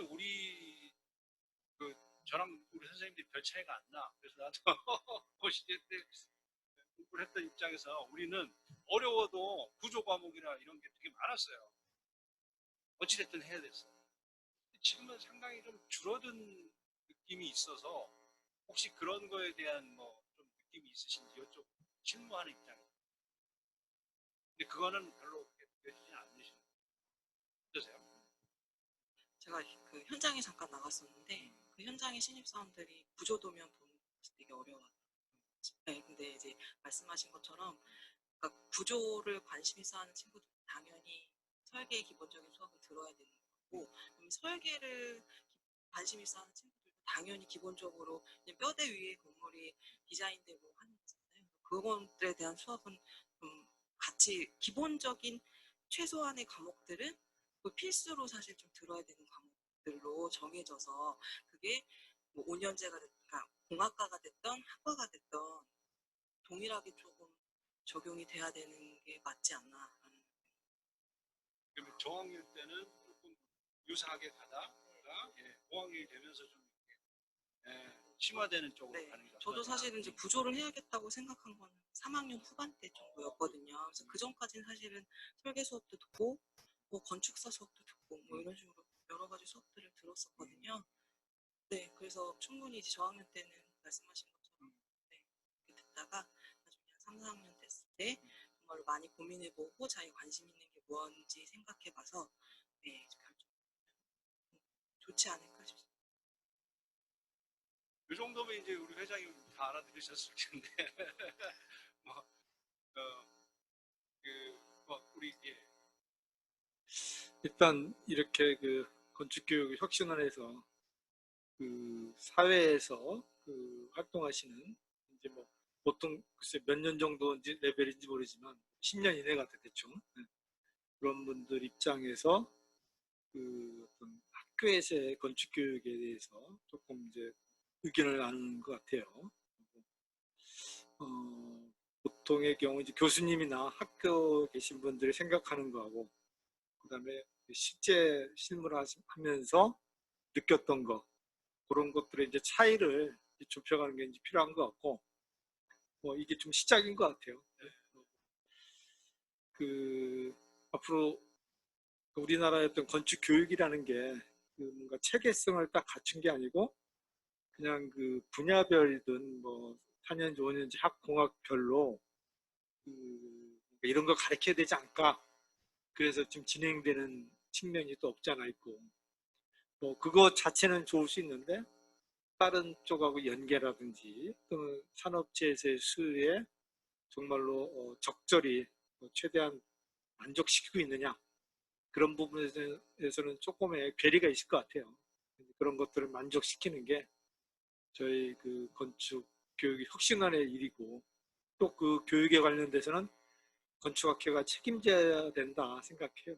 그래서 앞으로도 뭐 이런 자리 만들어서 어떤 부분을 보충해야 될지 그런 것들을 좀 확실하게 짚었으면 하고 그런 것들이 실제 제도로서 세팅이 되게끔 우리 원장님께서 열심히 해주시기 부탁드리겠습니다. 감사합니다. 이런 말씀 드리려고 한 게 아니었는데 감사합니다 회장님.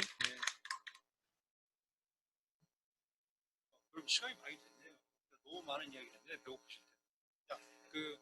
감사합니다. 오늘 이렇게 귀한 시간 내주시고 회장님 사실은 우리 그 5분도 중요하지만 사실은 회사에서도 다 우리 선생님들한테 시간을 할애해 줬거든요.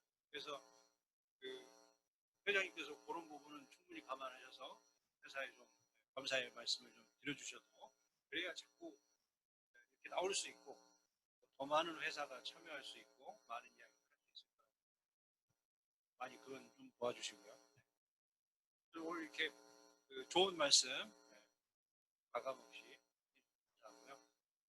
앞으로도 이걸 인연으로 해서 어떤 자리든 계속 모실 테니 좀 부탁드리겠습니다. 감사합니다. 네.